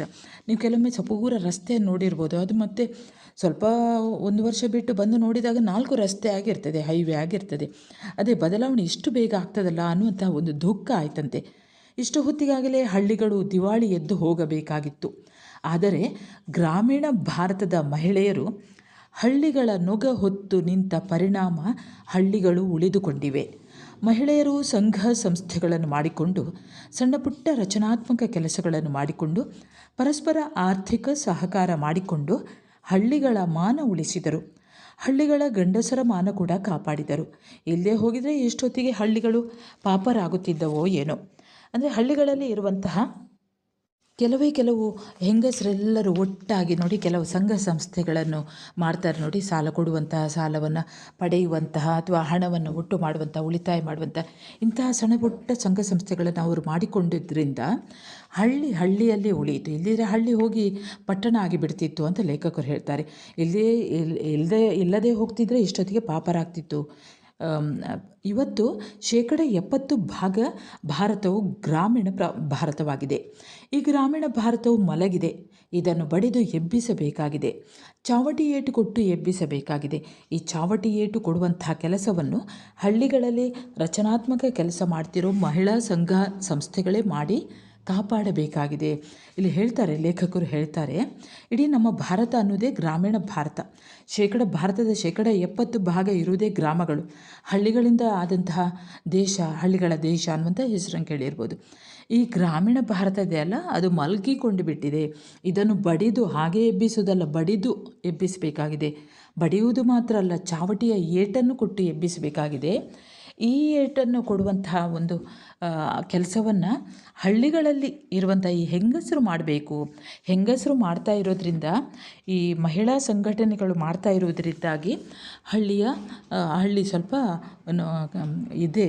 ಅವರಿಂದಾಗಿ ಈ ಹಳ್ಳಿ ರಕ್ಷಿಸಲ್ಪಟ್ಟಿದೆ ಅನ್ನೋದನ್ನು ಹೇಳ್ತಾರೆ. ಇವತ್ತು ವ್ಯವಸಾಯ ತುಂಬ ನಷ್ಟದ ವ್ಯವಹಾರ ಆಗಿದೆ. ಇಂದು ಇಡೀ ಹಳ್ಳಿನೇ ತನಗೆ ತಾನೇ ನೇಣು ಹಾಕಿಕೊಳ್ಳೋ ಪರಿಸ್ಥಿತಿ ಇದೆ. ಆದರೆ ಪ್ರಕೃತಿ ಯಾವ ರೂಪದಲ್ಲಿ ಕಾಪಾಡುತ್ತೋ ಹೇಳೋಕ್ಕಾಗಲ್ಲ. ಇದೀಗ ಆ ಕಾಪಾಡುವ ಪ್ರಕೃತಿ ಪಾಳೇಕರರ ರೂಪದಲ್ಲಿ ಬಂದಿದೆ. ಪಾಳೇಕರರು ಯಾರು ಅಂತ ನೋಡುವ. ಪಾಳೇಕರರ ಈ ನೈಸರ್ಗಿಕ ಕೃಷಿಯನ್ನು ಯಾವ ರೀತಿಯಲ್ಲಿ, ಯಾವ ಮಾತುಗಳಲ್ಲಿ ಅರ್ಥೈಸಿ ಹೇಳಬೇಕೋ ತಿಳಿಯುತ್ತಿಲ್ಲ. ಇದನ್ನು ಪವಾಡ ಅನ್ಬೇಕೋ ಅಥವಾ ವರ ಅನ್ಬೇಕೋ? ಯಾಕೆಂದರೆ ನಿನ್ನೆ ತಾನೇ ಬನ್ನೂರು ಕೃಷ್ಣಪ್ಪನವರ ತೋಟ ನೋಡಲು ಹೋಗಿದ್ದೆ ಅಂತ ಇಲ್ಲಿ ಲೇಖಕರು ಹೇಳ್ತಾರೆ. ಈ ಪಾಳೇಕರರು ಮಾಡುವಂಥ ನೈಸರ್ಗಿಕ ಕೃಷಿಯಿಂದಾಗಿ ಹೇಗೆ ಅವರು ಉಳಿಸ್ತಾರೆ, ಯಾವ ರೀತಿಯಲ್ಲಿ ಏನು ಮಾಡಿದರು ಅನ್ನೋದನ್ನು ಯಾವ ರೀತಿ ಅರ್ಥೈಸಿ ಹೇಳಬೇಕು ಅಂತ ಗೊತ್ತಾಗೋದಿಲ್ಲ. ಇದನ್ನು ಪವಾಡ ಅನ್ಬೇಕೋ ಅಥವಾ ವರ ಅನ್ಬೇಕೋ ಅನ್ನುವಂಥದ್ದು ಗೊತ್ತಾಗ್ತಾ ಇಲ್ಲ ಹೇಳ್ತಾರೆ. ಹಾಗೆ ಅವರವರ ಪರಿಚಯದ ಬನ್ನೂರು ಕೃಷ್ಣಪ್ಪನವರು ಅಂತ ಇದ್ದಾರೆ. ಅವರ ತೋಟವನ್ನು ನೋಡಲಿಕ್ಕೆ ಲೇಖಕರು ಹೋಗಿದ್ರಂತೆ. ಅಲ್ಲಿ ಬಾಳೆಯ 2ನೇ ಕೂಳೆ ಬೆಳೆ ನೋಡಿದೆ. ರಾಸಾಯನಿಕ ಗೊಬ್ಬರ ಅಲ್ಲಿಗೆ ಸೋಕಿಸಿಲ್ಲ. ಎರೆಗೊಬ್ಬರ, ತಿಪ್ಪೆಗೊಬ್ಬರವನ್ನು ಅಲ್ಲಿಗೆ ಹಾಕಿಲ್ಲ. ಕ್ರಿಮಿನಾಶಕ, ಕಳೆನಾಶಕ ಬಳಸಿಲ್ಲ. ಮಿಗಿಲಾಗಿ ನೀರಿನ ಬಳಕೆ, ನಾವು ಸಾಮಾನ್ಯವಾಗಿ ಬಾಳೆ ಬೆಳೆಯಲು ಬಳಸುತ್ತೀವಲ್ಲ, ಅದರ 10ನೇ 1 ಭಾಗ ಮಾತ್ರ ಬಳಸಿದೆ. ಆದರೆ ಫಸಲು ಎಷ್ಟಿತ್ತೆಂದರೆ ಸರಾಸರಿ ಕನಿಷ್ಠ 15 kg ಮತ್ತು ಅಪರೂಪದ ಗೊನೆಗಳು 30 kgವರೆಗೂ ಇತ್ತಂತೆ. ಈ ಪವಾಡ ಹೇಗಾಯಿತು? ಅಂತಹ ಕ್ರಿಮಿನಾಶಕಗಳಾಗಲಿ, ಗೊಬ್ಬರಗಳಾಗಲಿ ಯಾವುದನ್ನು ಅವರು ಹಾಕಲಿಲ್ಲ ಅಂತೆ. ಕಳೆನಾಶಕಗಳಾಗಲಿ, ಎರೆಗೊಬ್ಬರಗಳಾಗಲಿ, ತಿಪ್ಪೆಯ ಗೊಬ್ಬರವನ್ನು ಕೂಡ ಹಾಕಲಿಲ್ಲ ಅಂತ ಹೇಳ್ತಾರೆ. ಹಾಗಾದರೆ ಇದೆಲ್ಲ ಹೇಗಾಯಿತು ಅನ್ನೋದನ್ನು, ಇಷ್ಟೆಲ್ಲ ಯಾವುದನ್ನೂ ಹಾಕದೆ ಅದು ಕೂಡ ಕನಿಷ್ಠ 15 kg ಮತ್ತು ಅಪರೂಪದ ಗೊನೆಗಳು 30 kgಯವರೆಗೂ ಅಷ್ಟು ಭಾರ ಇರುವಂಥ ಈ ಗೊನೆಗಳು ಹೇಗೆ ಬಿಟ್ಟುವು ಅನ್ನೋದನ್ನು ಲೇಖಕರು ಆ ಬನ್ನೂರು ಕೃಷ್ಣಪ್ಪನವರ ಹತ್ತಿರವೂ ಹೇಳ್ತಾರೆ. ಅದನ್ನು ಈಗ ನಮಗೆ ಹೇಳ್ತಾರೆ, ಲೇಖಕರು ಹೇಳ್ತಾರೆ. ಅವರು ಹೇಳ್ತಾರೆ, ಸಗಣಿ ಬಿದ್ದಿರೋ ಜಾಗವನ್ನು ತಾವು ನೋಡಿರಬಹುದು. 1 ದಿನ ಬಿಟ್ಟು ಸಗಣಿಯನ್ನು ಪಕ್ಕಕ್ಕೆ ಸರಿಸಿ ನೋಡಿ. ಆ ಜಾಗದಲ್ಲಿ ಸಣ್ಣ ಸಣ್ಣ ತೂತುಗಳು ಕಾಣಿಸ್ತವೆ. ಅದರಲ್ಲಿ ಭೂಮಿಯ ಅಂತರಂಗಕ್ಕೂ ಭೂಮಿಯ ಬಹಿರಂಗಕ್ಕೂ ನಡುವೆ ದಾರಿಗಳು ಉಂಟಾಗ್ತದೆ. ಅದಷ್ಟು ಮಾಡಿದರೆ ಸಾಕು. ಆ ಉಂಟಾಗುವ ದಾರಿಗಳಿಂದ ಗಿಡಕ್ಕೆ ಬೇಕಾದ ರಂಜಕ ಸಿಗುತ್ತೆ, ಪೊಟ್ಯಾಷ್ ಸಿಗುತ್ತೆ, ಇನ್ನು ಏನೇನೋ ಎಲ್ಲವೂ ಸಹಜವಾಗಿ ಸಿಗುವಂತಾಗ್ತದೆ. ಅಂದರೆ ಇವರು ಹೇಳ್ತಾರೆ, ಆ ಸೆಗಣಿ ಬಿದ್ದಿರುವಂತಹ ಸ್ಥಳವನ್ನು ನೋಡಿದರೆ ನೀವು ಕೂಡ ನೋಡಿರ್ಬೋದಲ್ವ, ಅಲ್ಲಿ ತೂತಾಗ್ತದೆ. ಅದನ್ನು ಹೀಗೆ ಎಬ್ಬಿಸಿ ಮಾರನೇ ದಿವಸ ಎಬ್ಬಿಸಿ ನೋಡಿ, ಅಲ್ಲಿ ತೂತಿನ ರೀತಿಯಲ್ಲಿ ಇರ್ತದೆ. ಅದಕ್ಕೆ ಅವರು ಹೇಳ್ತಾರೆ, ಅದರಿಂದ ರಂಜಕ ಸಿಗ್ತದೆ, ಪೊಟ್ಯಾಷ್ ಸಿಗ್ತದೆ. ಹಾಗಾಗಿ ಅದನ್ನೇ ಸಾಕು ಅಂತ ಹೇಳ್ತಾರೆ. ಸಹಜವಾಗಿ ಅದನ್ನು ಬಳಸಬೇಕು. ರಾಸಾಯನಿಕ ಬಳಸಿ ಬಳಸಿ ಭೂಮಿಯ ಕಣ್ಣು ಮುಚ್ಚಿಕೊಂಡಿದೆ. ನಮ್ಮ ರೈತ ಕೂಡ ಕಣ್ಣು ಮುಚ್ಚಿಕೊಂಡಿದ್ದಾನೆ. ಅವನ ಕಣ್ಣು ತೆರೆಸುವ ಅಂದರೆ ರೈತರು ಕೂಡ ಫಸಲು ಹೆಚ್ಚು ಬರಲಿ ಅಂತ ಅನೇಕ ರಾಸಾಯನಿಕಗಳನ್ನು ಬಳಸ್ತಾ ಇದ್ದಾನೆ. ಹಾಗಾಗಿ ಭೂಮಿಯೇ ತೂತು ಬಿದ್ದು ಹೋಗ್ತದೆ ಅನ್ನುವಂಥದ್ದು. ಹಾಗಾಗಿ ಅವನು ಅಂಥದ್ದು ಬಳಸದ ಹಾಗೆ ಅವನ ಕಣ್ಣು ತೆರೆಸಬೇಕು. ಅಂತಹ ಕೆಲಸ ಮೊದಲು ಆಗಬೇಕು. ರೈತನ ಕಣ್ಣು ಮತ್ತು ಭೂಮಿಯ ಕಣ್ಣು ಎರಡನ್ನೂ ತೆರೆಸುವ ಕೆಲಸ ಆದಾಗ ಈ ಪವಾಡ ಸಂಭವಿಸುತ್ತೆ. ಈ ಕೃಷಿಯಿಂದ ಅರ್ಧ ಎಕರೆ 1 ಎಕರೆ ಬೇಸಾಯ ಮಾಡಿದರೂ ಸಾಕು, ರೈತ ಅತ್ಯಂತ ಗೌರವಯುತವಾಗಿ ಸ್ವಾವಲಂಬಿಯಾಗಿ ಬದುಕನ್ನು ನಿರ್ವಹಿಸ್ಬೋದು. ಇದು ಬೆಲೆ ಕಟ್ಟಲಾಗದ ಕೊಡುಗೆ. ಎಲ್ಲರೂ ಈ ಕೃಷಿಯ ಬೆರಗನ್ನು ನೋಡಬೇಕು. ಮಾಧ್ಯಮದವರು ದಯವಿಟ್ಟು ಇದನ್ನು ಪ್ರಚಾರ ಮಾಡಬೇಕು. ಈ ಸಾರ್ಥಕವಾದ ಕೆಲಸಕ್ಕೆ ಎಲ್ಲರೂ ಜೊತೆಗೂಡಬೇಕು ಅನ್ನೋದನ್ನು ಇವರೊಂದು ಕರೆಯ ಮುಖಾಂತರ ಹೇಳ್ತಾರೆ. ಮಾಧ್ಯಮದವರು ಬಂದರೆ ಮಾತ್ರ ಅಲ್ವಾ ಇಡೀ ಊರಿನವರಿಗೆ ಗೊತ್ತಾಗೋದು.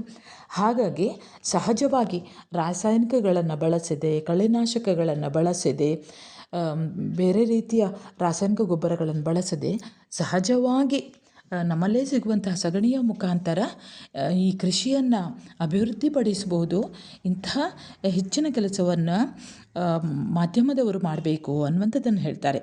ಎಲ್ರಿಗೂ ಗೊತ್ತು ಬೇಸಾಯ ಕುರಿತ ಈ ಗಾದೆ. ಬೇಸಾಯ ಅಂದರೆ ನಾಸಾಯ ನೀಸಾಯ ಮನೆ ಮಂದಿಯೆಲ್ಲ ಸಾಯ. ಅಂದರೆ ನಾನು ಸಾಯ್ತೇನೆ, ನೀ ಸಾಯ, ನೀನು ಸಾಯೋದು ಮನೆ ಮಂದಿಯೆಲ್ಲ ಸಾಯ ಅಂತ. ಈಗ ಅಂದರೆ ಬೇಸಾಯ ಮಾಡಿದರೆ ಅಂದರೆ ಅದಕ್ಕೆ ಸರಿಯಾಗಿ ಮನಸ್ಸು ಮಾಡಿದರೆ ಮಾತ್ರ ಬರುವಂಥದ್ದು.